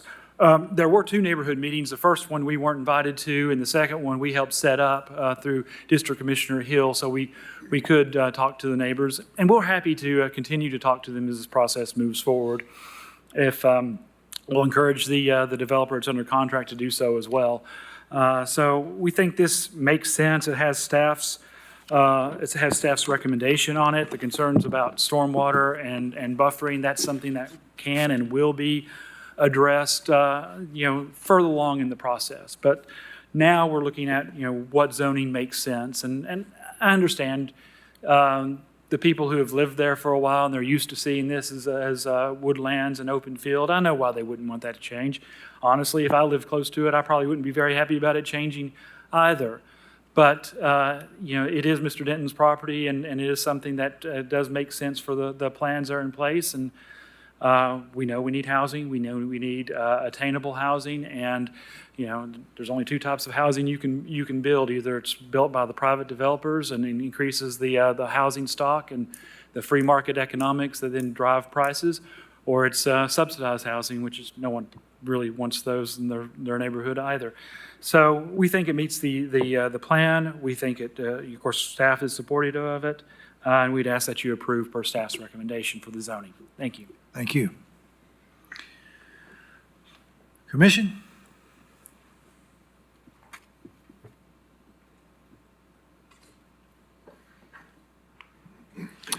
Want to make a Commissioner mo- Levinson, Go ahead. go ahead. No, after Go you. ahead. I was recognizing you. Oh, you were? Oh, okay. I'd like, as per staff recommendations, first is to deny the traditional neighborhood place type because there's no changes in the landscape or policy considerations to support the plan amendment. We have a motion by Commissioner Levinson, seconded by Commissioner Anderson to, on motion one, deny the traditional neighborhood place type because there are no changes in landscape or policy considerations to support a plan amendment. Seeing no other lights, all in favor say aye. Any opposed? Motion carries. And to the neighbors, I'm sure that as time goes on, they're going to work towards having peace with neighbors. And, but as of right now, I move to approve the planned residential zone with density up to 12 dwellings per acre for the Tennessee or traditional neighborhood and CMU place types because it's consistent with the comprehensive plan and support the residential amenities subject to one condition as per staff recommendation. All right, we have on motion two, approved plan residential with a density of up to 12 dwelling units per acre per staff recommendation. That was by Commissioner Levinson, seconded by Commissioner Anderson. Vice Chair Huber. I guess I just wanted to make a comment with respect to this because we're seeing a lot of this. We spent so much time, many years, going through the comprehensive use plan, really digging down and trying to understand where the county and the city, or the county in this case, really wanted to show density and have density, and this is one. It's the old adage of the only thing constant is change. I mean, it happens, and it is happening here. So this body, we're trying to do the best we can with the plans that we have. I see Commissioner Frazier sitting out here, and she deals with it monthly as well, because we're kind of in this tweener world right now of we have a comprehensive use plan, but we don't have the UDO, the Unified Development Ordinance, done yet. I know we just started that process, but so I look forward to trying to get that married with the plan. But I do think this is a good area for growth, and that's where it's showing with the traditional neighborhood. So I would be supportive of the application. All right. Okay, we have Commissioner Midas and then Commissioner Biggs. I guess my question's for Ms. Hillman. I think this is, it doesn't sound like anyone's opposed to the PR zone. I just kind of wondered how you came up with the 12, given that, I know we have a new comprehensive plan, but yeah, how did you come up with that 12 DU on that? Yeah, so the access to a major arterial was a big part of it. The residential assets in the area, so having the elementary and middle school so close, having the library right across the street, having a big community park nearby to the east, those are the kinds of amenities that you want to be in close proximity to, in addition to some new service-oriented commercial amenities along the corridor. So these are the things we think about when considering more intensive residential development. So it seemed to support that request. Okay, thank you. I'll be quick with my question. I think it was kind of along the same lines as Commissioner Midas. Yeah, definitely agree that this corridor makes sense for added density. It looks like, if I'm looking at the map correctly, like existing kind of PRs in the area are closer to that 5 range. So I think, like 12 versus 5, there's obviously a significant jump there. Certainly appreciate that there are amenities that make this a good area for density. But I was kind of just curious about, I guess, the existing PRs maybe predated kind of our current thinking around density. Is that right? Yeah, I think a big focus with the comprehensive plan was concentrating more intensive development where there's more supportive infrastructure. So I think that's why the place type here changed from LDR, low density residential, to TN, traditional neighborhood. Okay, thank you. Councilor Mullins, would you like to speak? No, I just wanted to point, in the LDR before 5 was the maximum that could be put there. So under the old plan, they put the maximum density that was allowed under that sector plan. But then the TN place type allows up to 24 units an acre to be considered, and so we're half of that. So, thank you. Commissioner Levinson, do you have anything to add? Or I'm good. you good? Okay, all right. So we have a motion and a second. Is that correct? Are we on the plan amendment or the rezoning? Rezoning. Motion 2. And I got a Vice Chair Huber live, so let's Sorry. go. Just Vice a Chair. quick comment, follow up on that. You know, with respect to the plan, I think it's important to note that RB general residential is a direct use. You know, it's what we call it, directly related. Now, in this location, I do feel like it should be a planned zone because it is so close to some of the other residential at a lower density versus a RB general residential, which allows everything by right. That, you know, they could come in there and build apartments to the maximum 12 units an acre.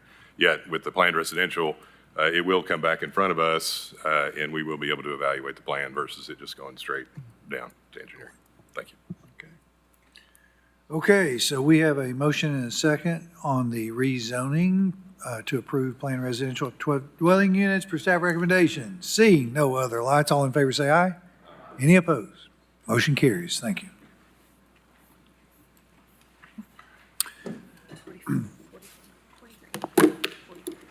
Next, agenda item 43, applicant James Smith, location southwest side of Maloney Road, west of Ginn Farm Drive, 24.34 acres. Present zoning is agricultural floodway. Zoning requested is planned residential floodway.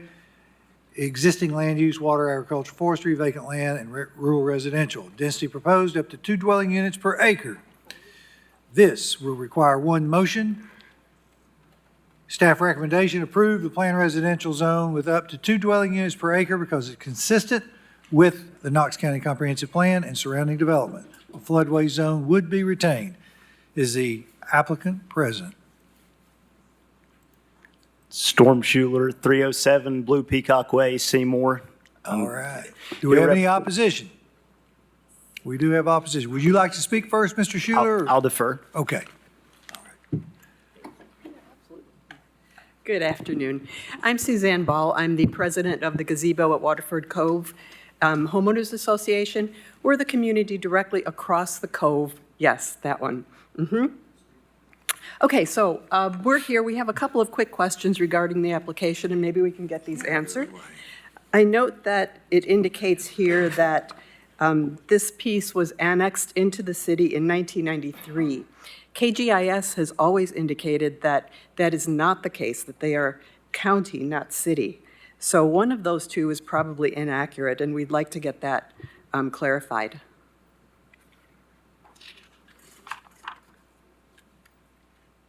Can you do that?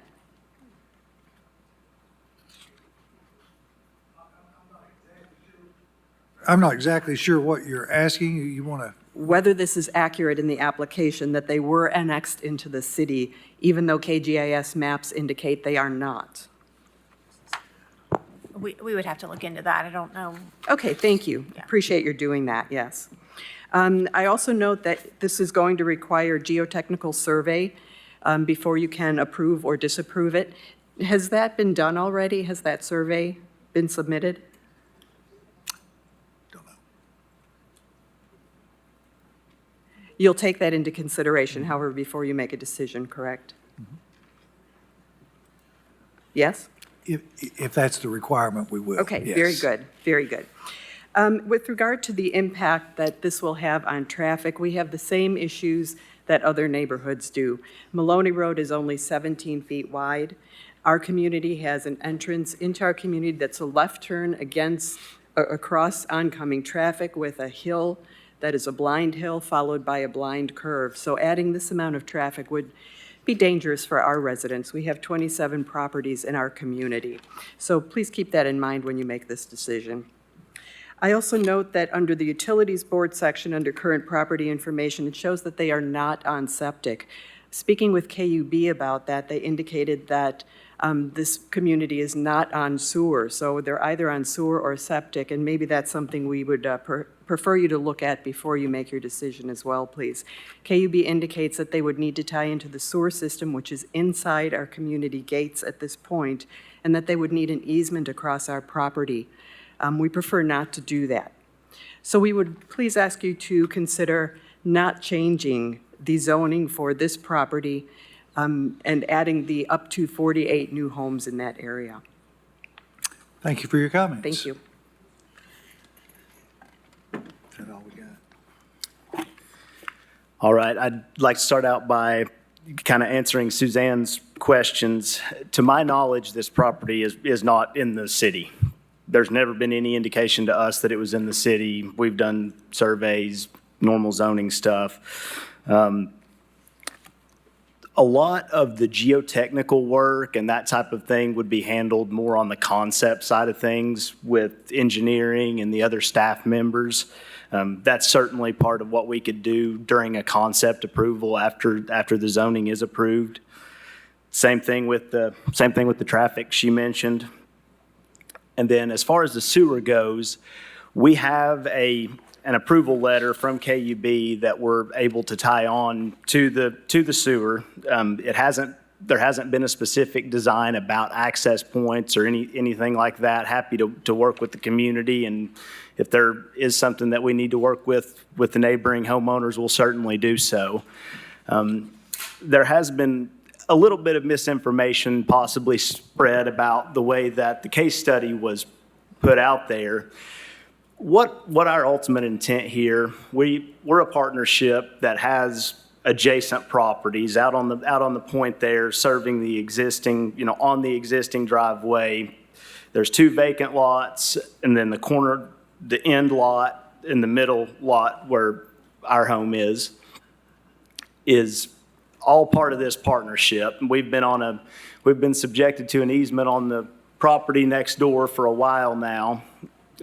Now what we want to do is to unify all these properties under one development with a safer access point onto Maloney Road, working with engineering to do that. And PR zoning of 2 is what we need to achieve that. Another misconception was that the entire 24-acre parcel was subjected to the density. I think only an area above a certain contour is subjected to the PR2 density. That puts it much closer to the mid-20s single-family upscale house development that we intend to do on this property, matching similar character to the existing homes that are there.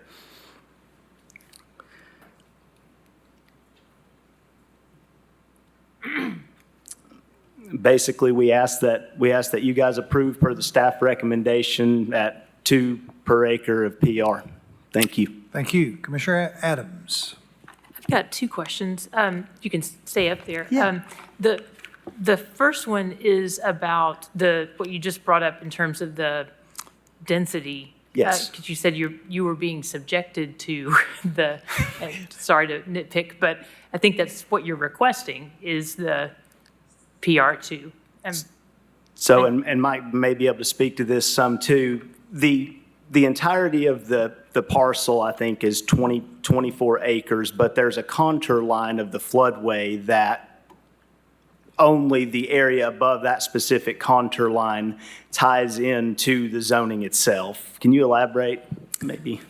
Yes, the policy is that properties along the lake, the 820 contour, which is the flowage easement for TVA, is what we, any land above the 820 is what we count for density. We don't allow the land below to count towards the density. Okay, so just trying to understand that there's this 820 line, but it's that the portion above that has the ability to be at PR2, right? Well, the area below the 820 will also be zone PR2, but we don't count that towards the density, the acreage towards the density for the site. Okay. So whatever acreage they have above the 820 is what we would calculate for the maximum number of units allowed. Okay, okay. The other question is about something that came up in one of the public comments that said that this property is slated for part of the Greenway. And I wondered what your awareness is about that and what your plans are regarding that. I have seen the Greenway being installed further up Maloney Road toward Alcoa Highway. You know, none of this property, to my knowledge, has a Greenway slated for it. You know, that's certainly something that we would have a conversation about if it was brought to us. But to my knowledge and to our surveyor's knowledge, there is no slated Greenway in front of this property. Could I ask Kelsey to pull up that picture? Mr. Elliott, would you like to speak? Yeah, if I could add some clarity. When he thanks. comes in with a concept plan, we will request sidewalks along the frontage because there is a plan to tie the greenway back into the park. So he will be asked to install sidewalks along his frontage Okay, as great. part of the greenway. Great. No need. Thank you.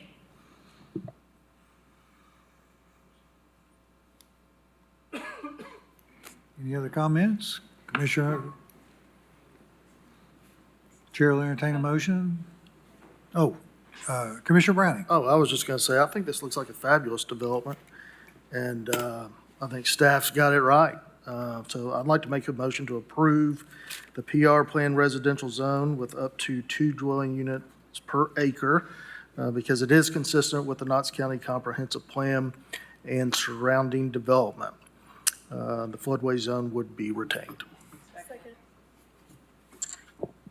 All right, so we have a motion to approve plan residential up to 2 dwelling units per acre per staff recommendation, and that was by Commissioner Browning, and we're going to give that second to Commissioner Daly.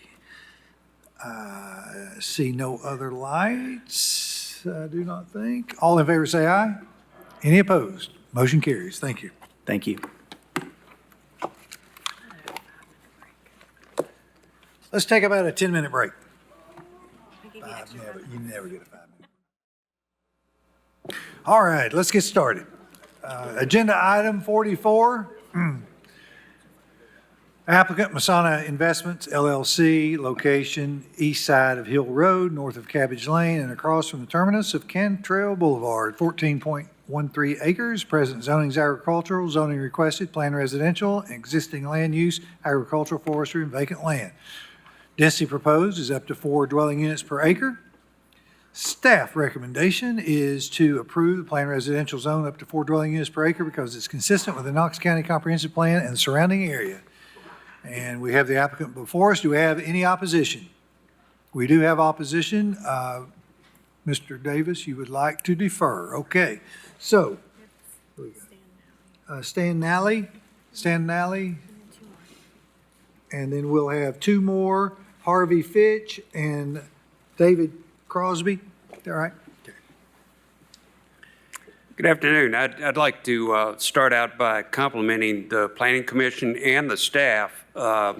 This is my first experience doing anything with Planning Commission, and I got to say, your website and the staff's responsiveness is very, very good. I appreciate that. My concern with this development is not adverse to rezoning from agricultural to planned residential. Always knew that beautiful patch of woods would once day go to a subdivision of some kind. But my concern is with the proposed density at 4 dwelling units per acre.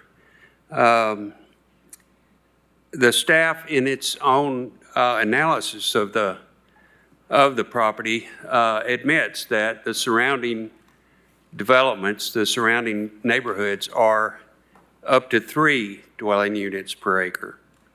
Did a little analysis of myself, and you'll see that in my table that I submitted with the comment on April 9th. Of the 5 surrounding neighborhoods comprising of almost 400 houses. The actual density is about 2.2 dwelling units per acre. Now, I know you have to round it up to 3, and I get that, but, so I wanted to just leave that with you, that the area has, for a long time, been developing at that density. With a TVA easement that runs through the property from the southeast to the northwest at 150 feet wide, and it's not shown on the plat there, but it's in the deed. With that removed and with the infrastructure space that it's going to take to develop this property, you're going to end up putting the 56 houses, which would be allowed at 4 dwelling units per acre. You're going to end up putting that on a lot smaller acreage, and it would be very compact. That's not to address the fact that Hill Road is it's a county road. It's a country road, if you will, and it's very curvy. There are a lot of blind hills, and the place where this would come out, where the expected, if that driveway is shown there, is to be the entrance, then that's a blind, it's just around a blind curve and just over a blind hill. Hill Road is already saturated. The utilities are pretty well, Hallsdale Powell Utility District has done a good job, but it's pretty well saturated. So the bottom line is this. I'd like to request of the Planning Commission that the approval be at 3 dwelling units per acre rather than 4. Thank you. Mr. Harvey Fitch.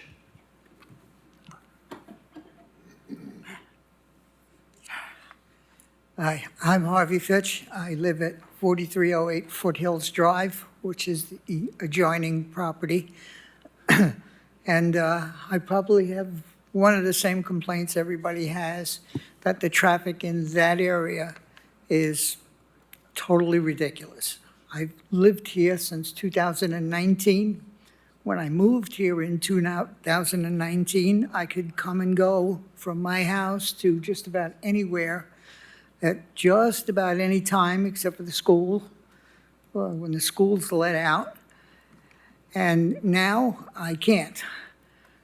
During I'll say the rush hours to and from work, it probably adds a good 40 minutes from me to get to my house from, I'll say, half a mile away. There's an intersection at Norris Freeway and Emery Road where when I first moved here, that traffic light turned red. There would probably be maybe a line that got to be about 15 to 20 cars long. Now, during that rush hour for work, that line gets to be maybe a half a mile to 3/4 of a mile long. And I only see it getting worse. If you come during the hours when school is letting out,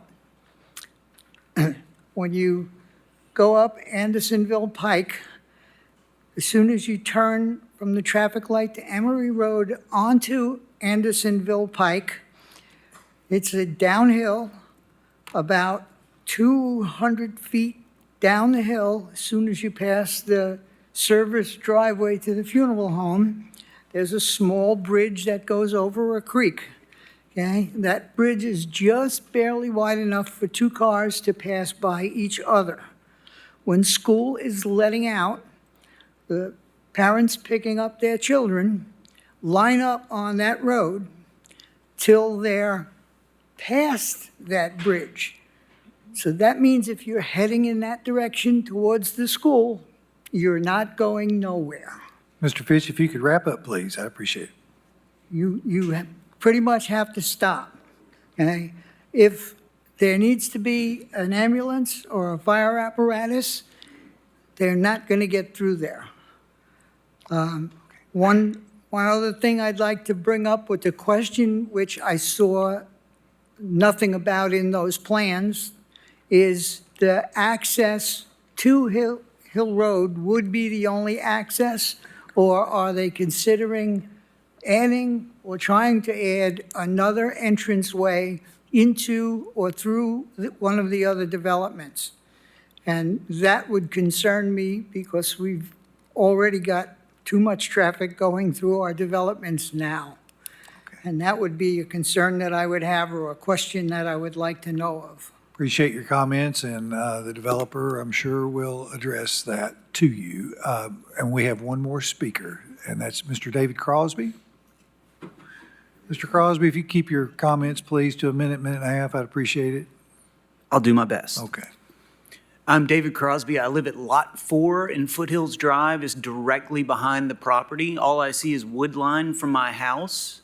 The easement, I wasn't sure where it was exactly, but I can tell you between Lot 4 and my next door neighbor, I live on the proverbial castle on a hill, and it's also a physical castle on a hill. It's the highest property in the entire subdivision. The water runs down between my house and my neighbor's.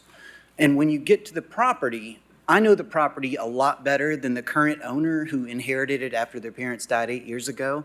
There's a straight slope all the way through the entire property. I don't know how on earth you can even build on it. You can stand on certain areas of the property and the topography is so bad that you can't see the tops of the trees in other areas. Are we trusting Hallsdale Powell to drain this? That's another conversation for another day, but be realistic about this.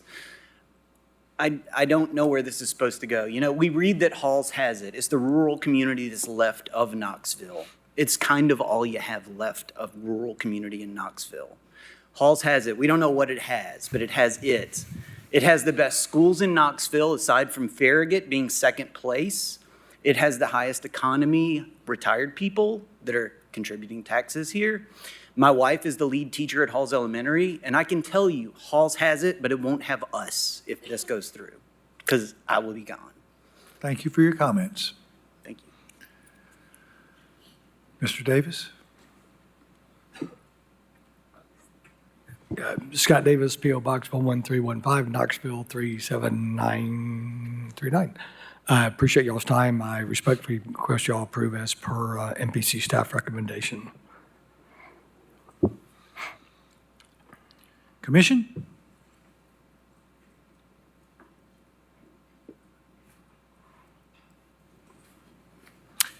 Commissioner Barger. I'd like to make a motion to approve per staff recommendation. Second. We have a motion by Commissioner Barger, seconded by Commissioner Anderson, to approve per staff recommendation. I think we have some more, Vice Chair Huber. Yeah, I just wanted to point out something on it. As I was looking at the KGIS maps, and there was some talk about everything being zoned 3 units an acre around there, but there's also a large subdivision next door, zoned RA, residential A, which if you actually do the calculations of what that allows, it's really more in the density of 4 units an acre. It's what it actually allows. It's 10,000 square feet lot, and there's 43,000 plus acres, or pardon me, feet in a acre. Hence, you can get about 4 units per the acre per that zoning. So I just don't, I don't think it's too far out of the ordinary for the area. Thank you. Commissioner Browning. Yes, and I'm in full support of the motion as well, but out of respect for that one gentleman, Mr. Davis, I know you've developed thousands of these things. He's got some concern on the topography and the drainage and all that stuff. Can you just speak to that a little bit? Yes, sir. A couple of things. One, we've done 176 subdivisions, I think, and we tried not to do additional entrances because we don't like to drive through traffic because we think it's potentially dangerous, people cutting through, and also people generally don't want us to connect over to their existing subdivision and generate additional traffic. So we try our best not to have additional entrances for safety purposes, for crime purposes, and also for the adjoining subdivisions. The topography, the majority of the topography you see there, as our calculations, is about 12, 13% across. And we also have a lot of area under the TVA power lines we can use for detention. We do not anticipate having any stormwater runoff issues on the property.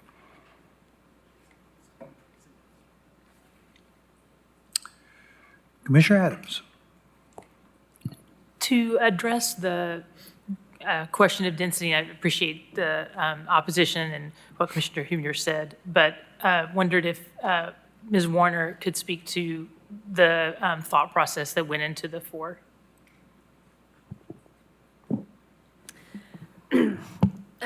We also did consider that RA allows 10,000 square foot lots, so it's approximately 4 per acre.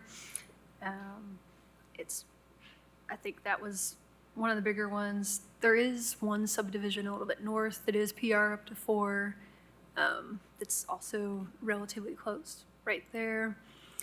And I think with that consideration, we didn't see PR up to 4 as something out of reach for this area.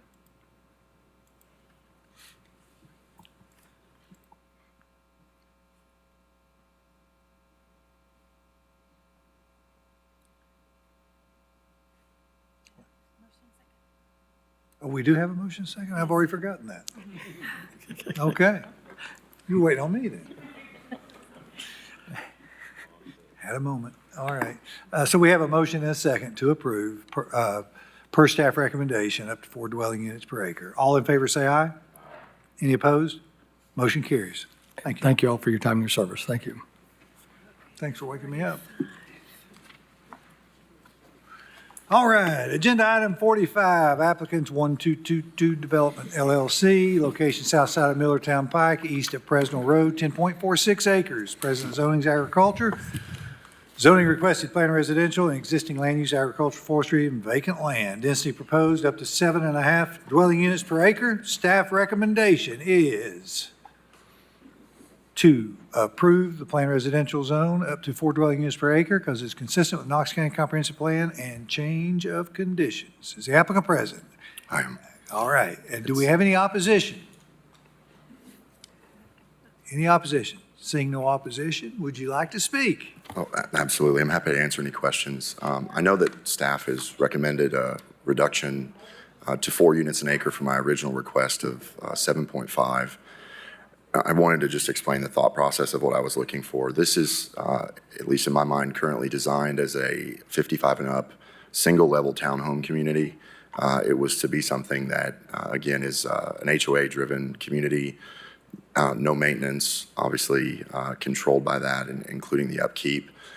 The thought process in asking for that density, I understand there's a considerable amount of development around it that is within the 4 to 5 unit an acre range. This property happens to be the border of the SR overlay. And so, understandably, wouldn't ask for 12. You could never fit 12 of what we're building. These are 1 level, 2-car garage, 2-bed, 2-bath townhomes. But something in that range makes this property considerably more feasible, especially with the cost of infrastructure to tie into the new sewer that's been brought. And so, again, I guess I would say I very respectfully disagree with staff and would ask for at least some consideration of a density higher than 4, but we'll happy to submit to whatever this commission decides. Thank you. Commission? I've got a quick question. You had mentioned the sewer. Is that a new improvement in the area? It is. So the neighboring development that is currently being done and about to be platted, at least the first phase of it there to the right in RC, brought sewer from behind the property off of Rutledge Pike. And so in order to be able to accomplish our development, we're then going to be taking part in a cost share with the developer to pay for the capacity in the pumping station and the infrastructure we'll be using. Commissioner Midas. I understand where you're coming from. I'll say I appreciate, especially over the past couple of votes, having guidance from the comprehensive plan regarding density. I feel like staff's got this right at the current density, and I will go ahead and make a motion to approve the planned residential zone up to 4 dwelling units per acre because it's consistent with Knox County Comprehensive Plan and change of conditions. Okay. All right. Okay, we have a motion by Commissioner Midas, seconded by Commissioner Adams to approve per staff recommendation up to 4 dwelling units per acre. Seeing no other lights, all in favor say aye. Any opposed? Motion carries. Thank you. Thank you.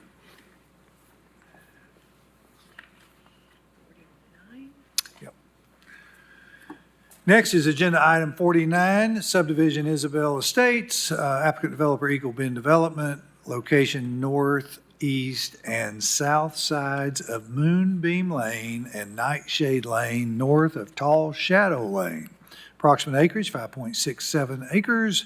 Zoning plan residential up to 3 dwelling units per acre. Existing land use, agricultural, forestry, vacant land. Proposed use, detached residential subdivision. Number of lots, 24. Staff recommendation, approve the modification of condition 3 for the Isabel Estates concept plan, 10-SC-21-C, as requested by applicant in condition 1, subject to the 2 noted conditions. Is the applicant present? Do we have any opposition? Yes, sir. All right. If each of you will come up to the podium and give me your name and address, I'd appreciate it.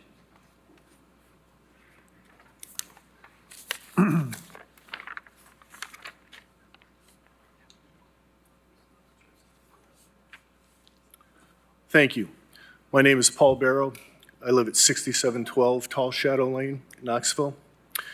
And I'm here today with a little bit of lack of understanding about exactly what is being asked. I believe what is being asked is that a memorandum of understanding be presented to D.R. Horton so that Knox County can modify the intersection of Brackett and Emory. If that's the case, I'm all for it. What I am opposed to is any further development until that work is physically complete. And it did not sound to me as when I read the message and when I read this, it was not clear to me. It sounded as though D.R. Horton would be given permission to go ahead and complete the development prior to this intersection being completed. It's a very, very unsafe situation now. I heard one of your members earlier say that based on theory, work is not going to be done. I'm sympathetic to and in agreement with that, but this is not theory. This is a very, very dangerous situation as it stands right now. If indeed permission is given to D.R. Horton to continue to develop prior to this intersection physically being complete, I can almost guarantee that there's going to be an accident there. It's a very dangerous situation as it is, so I would ask, please, that you give that consideration. We all are in agreement that the intersection must be modified. My request is have that intersection modified before any further development. Thank you. Thank you for your service. Thank you for letting me speak today. Thank you. Mr. Reynolds or Mr. Elliott, any comment to that? Yeah, I'll address this, Chairman Hill. Yeah, we had talked to TDOT about this. This is state route, obviously. And I asked that question. I said, at what point do you want these lots platted and created? And the state said that they would allow, be agreeable to the lots being platted once the notice to proceed for construction had been issued. So I don't know how long it takes to D.R. Horton or whomever's buying these lots to build a home, but essentially this is probably a 3 to 4 month, 5 month roadway construction project, pretty small. So the state would be willing to grant it, or has agreed to allow the work to commence or the lots be created at such time that the contractor has mobilized to the site. So within 3 to 5 months, the roadway would be completed at that point. Thank you, Mr. Snowden. Okay, I think we had another person wanting to speak. Is that right? Yes, sir. My name is Perry Kaiser. Come on, if you don't care, just wait till you get to the podium so that we can hear. My name is Perry Kaiser, 6716 Tall Shadow Lane, neighbors with Paul here. I had the same concerns. We were told when we moved into the area, we knew it was going to be an 83 house development. We were told Phase 1 was 63, which they've completed, and prior to the road work being done on Emory and Brackett, that before they can continue on with Phase 2. So we just want to get some clarification that was mentioned about when the work was going to be done, because it is a very dangerous area. It's a blind hill coming down, and plus the left and right turns are going into Brackett has been, yeah, it's just not, it's not safe. And along with that, Brackett itself has been beat up with all the construction work, and we're wondering what the consideration is for Brackett being repaved or redone on that one. Mr. Snowden? Yes, and I agree with the gentleman that road has degraded pretty quickly with that construction traffic. So we're actually in the process, it'll be repaved this summer. So you guys will have that road improved in the very near future. Thank you, sir. Did Mr. Snowden answer your first question concern? To your satisfaction?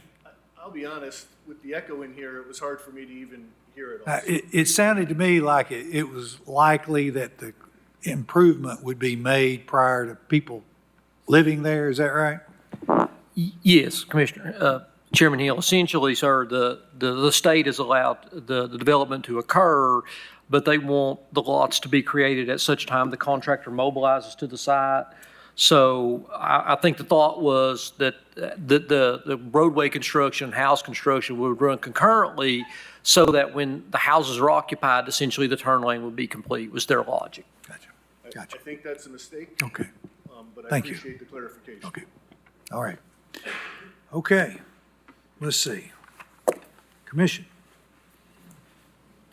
Don't tell me I already have a motion. Okay. Vice Chair Huber.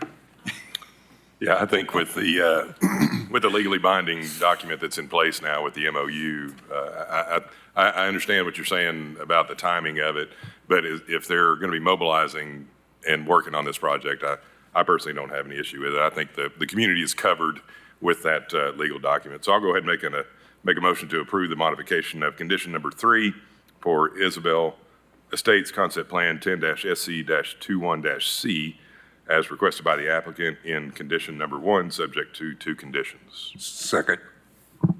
Okay. We have a motion to approve for staff recommendation by Vice Chair Huber, seconded by, was that Commissioner Levinson? Okay, Commissioner Levinson.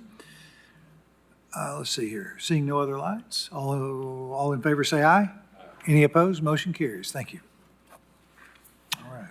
Thank you all again for your time and service. Thank you. Everything looks great. Y'all happy with all the improvements and the, what? You're not happy with it? No, we're fine. Thank y'all. Have a good day. Thank you.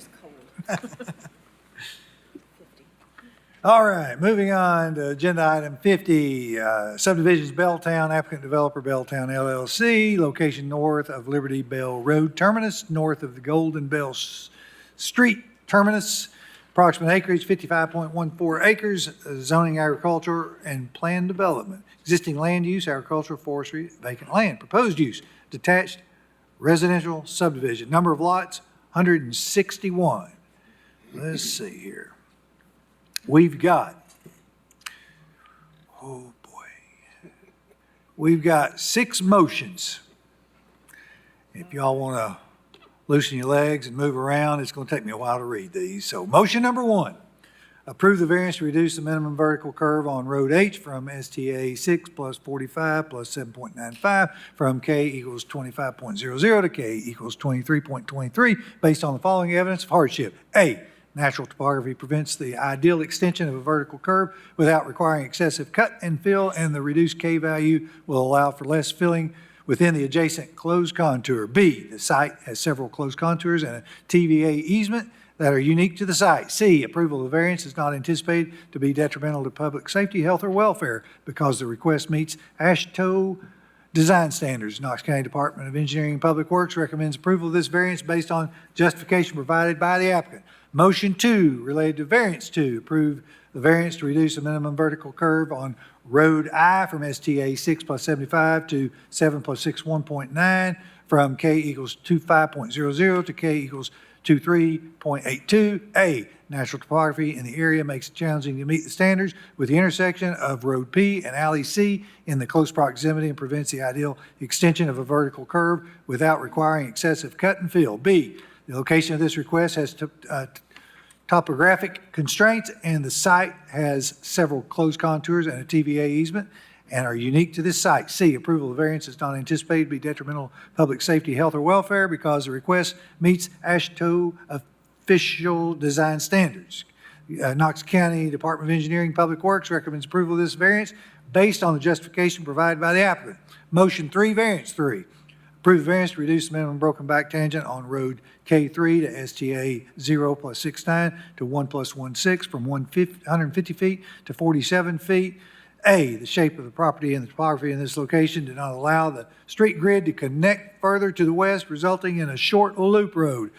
B, the location of this request has topographic constraints and the site has several closed contours and a TVA easement that are unique to this site. C, approval of variance is not anticipated to be detrimental to public safety, health, or welfare because of the stop condition on Road K3 and the short loop road will result in low traffic speeds. Knox County Department of Engineering and Public Works recommends approval of this variance based on the justification provided by the applicant. Motion 4, variance 4, approve the variance to reduce the minimum intersection angle for Road K3 at Liberty Bell Road at STA 18 plus 75 from 75 degrees to 73.91 degrees. A, reducing intersection angle allows the road to follow the natural contour of the land, preserving slope integrity. B, the shortness of this loop, the road does not allow for this intersection to be a greater angle without resulting in other road design issues. C, approval of variance is not anticipated to be detrimental to public safety, health, or welfare because the minimum site distance can be obtained in both directions. Knox County Department of Engineering and Public Works recommends approval of this variance based on justification provided by the applicant. Motion 5, alternative design standards. Approve the alternative design standards based on the justification provided by the applicant and the recommendations of Knox County Department of Engineering and Public Works. Motion 6, concept. Approve the concept plan subject to the 11 noted conditions. Is the applicant present? All right. Do we have any opposition? Seeing no opposition, Mr. Sanderson, would you like to speak? Thank you, Mike and staff, for going through that. It wasn't easy to read. It definitely wasn't easy to review. Thank you. All right. Commission, you don't have to repeat it if you make the motion. All right, Commissioner Barger. I'll do it. Okay. Motion 1, I'd like to make a motion to approve the variance to reduce the minimum vertical curve on Road H as read. Second. We have a motion by Commissioner Barger, and that was seconded by Commissioner Daly. All in favor say aye. Aye. Any opposed? Motion carries. Make a motion to approve the variance to reduce the minimum vertical curve on Road I as read. Second. We have a motion to approve per staff recommendation on motion 2, variance 2 by Commissioner Barger, and that was seconded by Commissioner Daly. All in favor say aye. Aye. Any opposed? Motion carries. Make a motion to approve the variance to reduce the minimum broken back tangent on Road K3 as per read. Second. We have a motion by Commissioner Barger, seconded by Commissioner Daly on motion 3, variance 3 per staff recommendation. All in favor say aye. Aye. Any opposed? Motion carries. Make a motion to approve the variance to reduce the minimum intersection angle for Road K3 as per read. Second. We have a motion by Commissioner Barger, seconded by Commissioner Daly on motion 4, variance 4 per staff recommendation. All in favor say aye. Aye. Any opposed? Motion carries. Make a motion to approve the alternative design standards based on the justification provided by the applicant and the recommendations of Knox County Department of Engineering and Public Works. Second. We have a motion by Commissioner Barger, seconded by Commissioner Daly on motion 5 on alternative design standards to approve per staff recommendation. All in favor say aye. Aye. Any opposed? Motion carries. Make a motion to approve the concept plan subject to the 11 listed conditions. Second. We have a motion by Commissioner Barger, seconded by Commissioner Daly on motion 6 related to the concept plan to approve per staff recommendation subject to 11 noted conditions. All in favor say aye. Any opposed? Motion carries. All right. 52. Agenda item 52. This will require 4 motions. Subdivision, the Plains Applicant developer, Knoxville Habitat for Humanity. Location, southeast of Tribute Lane Terminus, south of Asheville Highway. Approximate acreage, 16.74 acres. Zoning, plain residential up to 4.5 dwelling units per acre. Existing land use, agricultural, forestry, vacant land. Proposed use, attached residential subdivision. Number of lots, 74. Staff recommendation on motion 1 related to variance, approve the requested variance to reduce the minimum broken back curve tangent on Road B from 150 feet to 142 feet at STA 5+00 based on following evidence of hardship presented by the applicant. A, the reduced tangent length will allow the road to better follow the property shape and topography. B, the topographic conditions are unique to this site and have not been created by any person who has an interest in the property. C, the granting of the variation will not be detrimental to public safety, health, or welfare because adequate sight distance can be maintained through the horizontal curves at both ends of the tangents. Motion 2, alternative design standards. Approve the alternative design standard based on the justification provided by the applicant and the recommendations of the Knox County Department of Engineering Public Works. Motion 3, concept, approve the concept plan subject to 7 conditions. Motion 4, development plan, approve the development plan for up to 74 attached houses on individual lots subject to 2 noted conditions. Is the applicant present? All right. Do we have any opposition? Any opposition? Seeing no opposition, would you like to speak?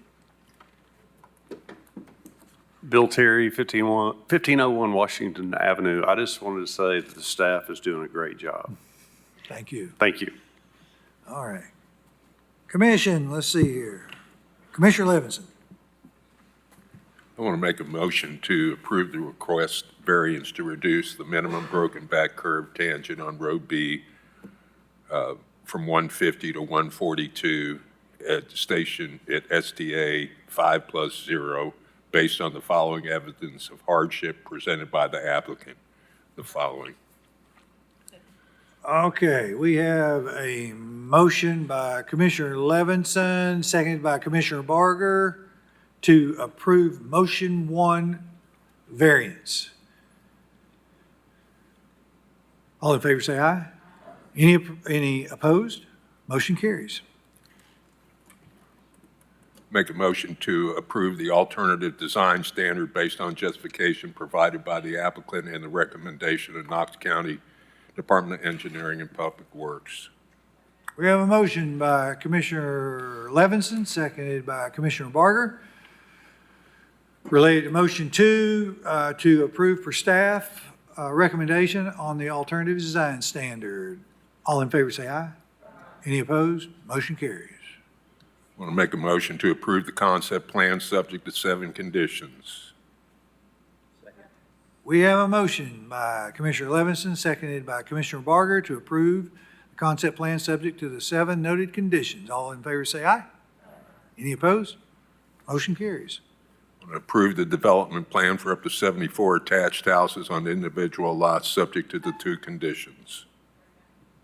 We have a motion by Commissioner Levinson, seconded by Commissioner Barger to approve the development plan for up to 74 attached houses on individual lots, subject to the 2 noted conditions. All in favor say aye. Any opposed? Motion carries.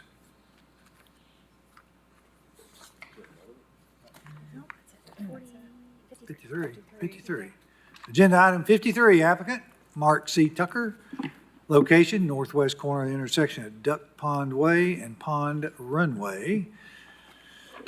9,992 square feet. Zoning is planned residential up to 4 dwelling units per acre. Existing land use, agricultural, forestry, and vacant land. Proposed use is single-family homes. Staff recommendation is to approve the development plan for a detached house on Lot 72 of the site plan, subject to the 4 conditions.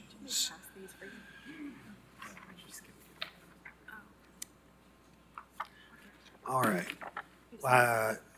I'm assuming Councilor Mullins is representing the applicant, and do we have opposition? We do have opposition. Would you like to speak or defer? I'll go ahead and speak on this one and then reserve any time I have remaining to address opposition's concerns.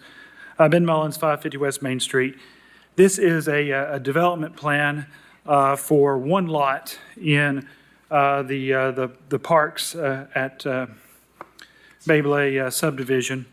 Little history on this property. There were a couple of zonings to combine this property. One in 2007 for the bottom part for 7 units an acre. The top part was later zoned for 5 units an acre. There was a plat, which this property, you can see highlighted. That part was in 2008, I believe. It was platted as common area. Of course, we all, if you've worked in the real estate business or familiar with development, 2008, lots of things happened with the market, and this subdivision really didn't get built out, and the properties really didn't get sold. And it was later bought by my client, who began building out the subdivision. And in 2018, when I handed out, that was a plat that was filed and recorded, approved in 2018, that divided those 2 lots, which were previously common area, into 2 buildable lots. Fast forward to 2024, and my client got 2 building permits to build 2 homes on that lot, and that it came to the attention that even though the concept plan was approved and recorded and filed with the Register of Deeds, a development plan didn't go through on that property. And so they pulled the permits. We went and filed this development plan application to move forward, hoping to develop those 2 lots. Through the development plan review process, we learned that there was an attempted dedication of right-of-way. I don't think County Commission ever accepted it, but it does show up as actually reducing the acreage on the property from the lower portion, the portion that's zoned as 4 units an acre, from 8.4 units to 8.17 acres, which makes a difference, which means we don't have currently the density to develop both of the lots. So we've revised our application to move forward with the single lot. That is, I think, I get these mixed up in my head, make sure I get it right, which is now lot 72. Lot 73, we worked with staff and legal to put a plat note on it that it currently is not developable. It would take some future action to come up with the additional density to develop that lot. So we're here talking about just building a home on lot 72. That requires a development plan. Staff has recommended approval of that. I know there's some other concerns regarding the HOA and some communications regarding the HOA itself that doesn't really address, what we are looking at for a development plan is, the PR, there's no, meets the minimum lot sizes for the planned residential zone. It's already been, platted. We just need the development plan to be able to move forward to get a building permit for a single home on this lot, and we'd ask that you follow staff's recommendation. Thank you. Thank you.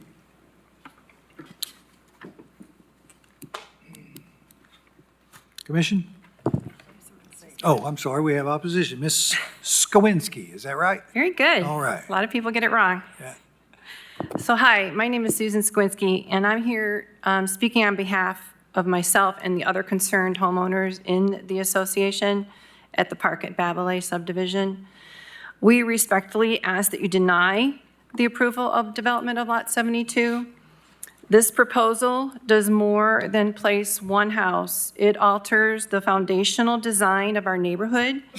It undermines community trust and violates both our governing documents and key principles of the Knox County Comprehensive Plan. I have 5 points to support this statement. 1, this was designated common area land, as he said. It was not meant to be built on. The Lot 72 was originally part of the community's designated 1 acre common area, not a buildable lot. The 2018 plat that carved it out occurred without notice or input from the homeowners that resided there at the time. Nothing was displayed in the community or postcard sent. I do recognize that you did post it in your little article on the news. Importantly, though, this contradicts our covenant, which requires common areas to be preserved for the benefit of all property owners, and the developer's declaration to protecting the value and the desirability of the property. Importantly, all Knox County tax tax assessor homeowner cards today still reference the original 2008 plat. And it shows it as the common area. That plat is a document that every buyer, realtor, lender, and title company consults to when making these purchasing decisions. Approving development now is going to rewrite history and risk eroding trust in our official records and public process. Number 2, incompatible lot size disrupts our character of our neighborhood. Lot 72 is about 40 feet shallower than every other lot in the subdivision, which is 115 feet. They are out of scale, and it is out of scale and incompatible with the neighbor's architectural rhythm. It does not fit the consistency in size and character of our neighborhood. This also violates your own implementation policy 2 of the Knox County Comprehensive Plan, which calls for development that is sensitive to existing character, community character. A house squeezed on to a remnant of common area land does not meet that standard. HOA governance is inactive currently and unacceptable. This HOA remains controlled solely by the developer and his spouse. There have been no annual meetings as required by our bylaws, no publicly available board minutes or financials, despite our homeowner requests. We have requested these in a certified letter, but have had no response. This has been over 30 days now. Also, my community signed a majority of homeowners asking the developer to withdraw this application, and it has been ignored. We have gotten no response, not one word. It's a clear rejection of our community input.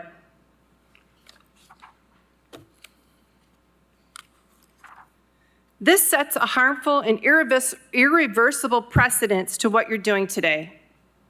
The Lot 72, if it's approved, and Lot 73, if it were to be moved forward, opens the door to further privatization of community land. This undermines our public trust, homeowner rights, and a county's long-term development vision. The Knox County Comprehensive Plan emphasizes transparency, compact development that enhances our neighborhoods, and coordination between the stakeholders. There has been no coordination. This application fails on all counts. So in closing, this isn't just a simple addition of one house. It's a reversal of our original plans, a contradiction of governing covenants, and a breach of community trust. Approving this would signal that designated common spaces can be sold off and reclassified without transparency or other homeowner consent. When we bought our homes, we bought into the common areas. On behalf of the homeowners who bought into the vision by this 2008 plat and who continue to be guided by it because your county records reference it, I respectfully ask you to deny this development. One house is not going to make a difference to the Knox County's housing shortage. Thank you. Thank you, Ms. Kowinski. Commissioner Adams. May I have I think I had a couple of minutes left to address. Appreciate the time. I believe most of the property owners bought this property after the 2018 replat. So, you know, their properties were platted in 2008. And so, yes, if you go to the property assessor's office and you click on, you go through on KGIS, you click on the property information, you can see when the house was bought. If you go, click on And you see the plat, you see that individual bought it Loveday in 2019, and the plat though still refers to when their lot was platted. But that's not attached to the deed when they closed the document, and the 2018 concept that did change this from common area to two developable lots, that is full compliance with the planned residential zone. As far as the lot sizes, not the density because of the right-of-way. That was already in place in 2018 when most of the individuals in this subdivision did purchase their properties. I don't represent the HOA on the governance issue. I think the majority of the homes, or at least a substantial portion of them, are still owned by the developer and it hasn't been turned over to the entire HOA yet. But I do understand that the documents that Ms. Swinsky has requested have been mailed to her. But again, we don't address HOA issues here. We don't address covenants and restrictions issues.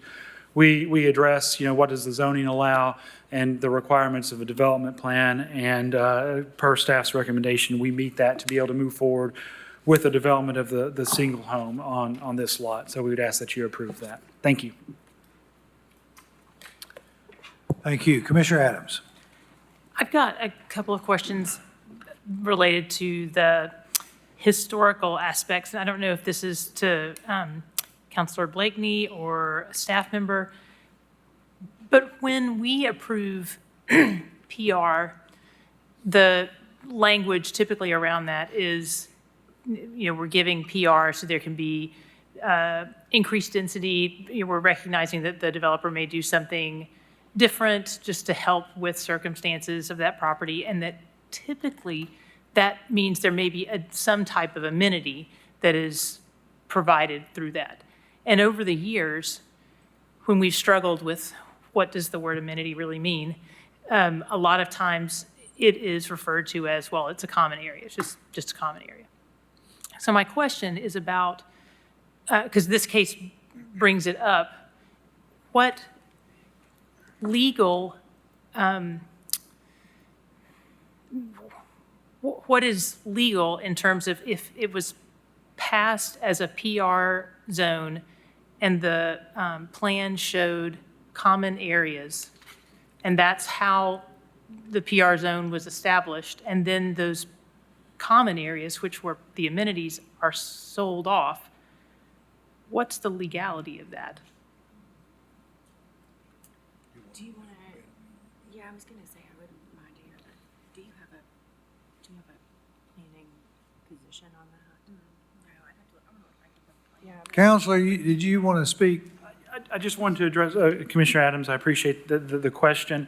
I think, yes, the PR zone does require common areas, and there are common areas here. But when it's zoned, the plan didn't move forward. So when it was zoned PR at 4 units an acre, there wasn't identified what area was going to be common area and what wasn't. That's the reason the subsequent concept plan and development plan was approved and moved forward. And then it was ultimately amended before, before this was really fully developed. And so, that was part of that process. So when it was zoned at PR, there's not a plan at that time to show we're giving you the PR because you have this many acres of common area. It's just based upon the density, and then the development plan is what ultimately moves forward with that. And so there were two, there was a development plan approved that this was common area, and then it was then reconcepted to take these two, because they are flat and they are along the private road of Duck Pond Way. So I think, we are allowed to revise our plans and move forward, especially in circumstances like this where you had a failed subdivision, a development that went out of business, if you will, and then someone came in and then reinvested in it and then tweaked that plan to make that work. But if you click on the detention ponds 31.03, you click on that and you see other areas highlighted. Those are the other common areas there. That large part is a detention pond, but those other highlighted portions of it are also common area that are reserved for this. So thank you, and I appreciate that understanding that you are representing someone. I did want to get an answer from our council. I don't, at the outset first, I'm not sure that from a staff standpoint, from planning, that the staff of planning would actually take a very specific position on an issue like that. What I can tell you is that I don't disagree with Councilor Mullins' general assessment of the existence of the law, and it gives me comfort to see those who are also lawyers nodding along with what I'm saying here. But for the purposes of where we are right now in this discussion, I appreciate your question, because obviously Councilor Mullins is here as an advocate and not in the role that I am in for the commission, but I don't disagree with his interpretation of the law. Thank you. Sure. And my point is that this is a case that's, I don't remember seeing this kind of question before in my time on Planning Commission, but I know how much we've leaned into what, this plan gets PR, we have common areas, and so I just wanted to make sure there wasn't a precedent being set and that we knew we were agreeing to or not agreeing to. What I can also tell you that we did have a meeting specifically about this case with the county and with staff and myself involved to take a look at some of the issues that you've just raised. The other question is also, I think, legal in nature. Again, I understand that we don't have jurisdiction over an HOA. That's not what we're here for. But in the case where the HOA is not functioning, like, again, how does that actually play out if there's not a body to really represent or respond to some of the issues that are bubbling up through this case? As a practical matter, that it would be a civil matter that could potentially be raised in litigation, but would not have any specific, the Planning Commission in of itself wouldn't have any specific input on the status or activity or lack of activity of an HOA. Mr. Reynolds, did you want to comment? And I just wanted to just clarify that, and maybe I'm not sure if this is what Councilor Mullins intended when he was mentioning the concept plans, but when the two lots were created, that was the final plat. There wasn't a separate Planning Commission action regarding those two lots in that location. It was just as a final plat only. Just wanted to clarify that. There should have been, and if there was a development plan to move forward then, we would address that issue back in 2018 instead of now. I think it was an inadvertent miss on everybody's part. Yeah, I thank you for all the clarifications. And Councilor Mullins, I think you understand where I'm coming from Absolutely. With my questions, because it seems like there's a lot of not great feelings right now about how this is playing out. Sounds like that from what I am hearing, it seems that everything has been legal, but there are a lot of misperceptions about what that space was supposed to be, and it's unfortunate when we get to this point where, if there'd been some communication prior, it might have helped I don't a bit. disagree, but we're dealing with the table it's set. All right, Commissioner Gill. Can I make one more comment, please? Bear with us just a minute. Let's get through some comments from commission, and there may be an afforded opportunity.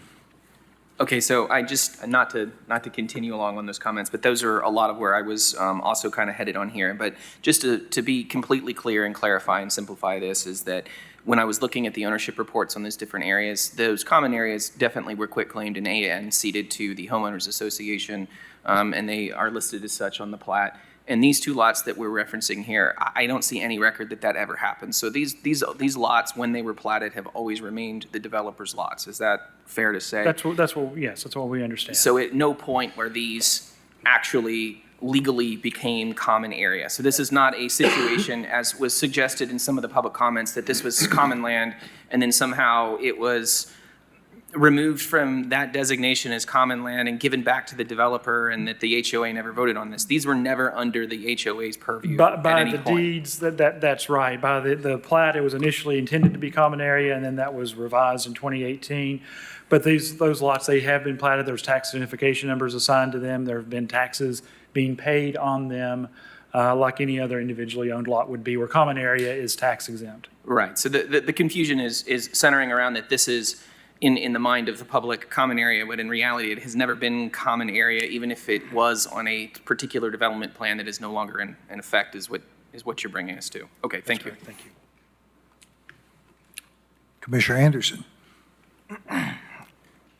So I'm struggling a little bit with some of the comments because I don't think that we need to make a determination about whether it's legal to build something and sell it on the common area. I don't want us as a body to make it appear as though we're approving or disapproving something because of that.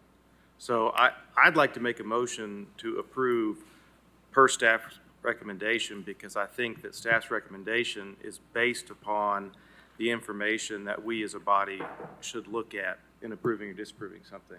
And so, anyhow, I'd like to make that motion, but I'd also like to caveat it with saying to the opposition that your concerns are real and you probably should speak to an attorney and have them look at that if you feel like that's a concern. I don't think we can't make that determination.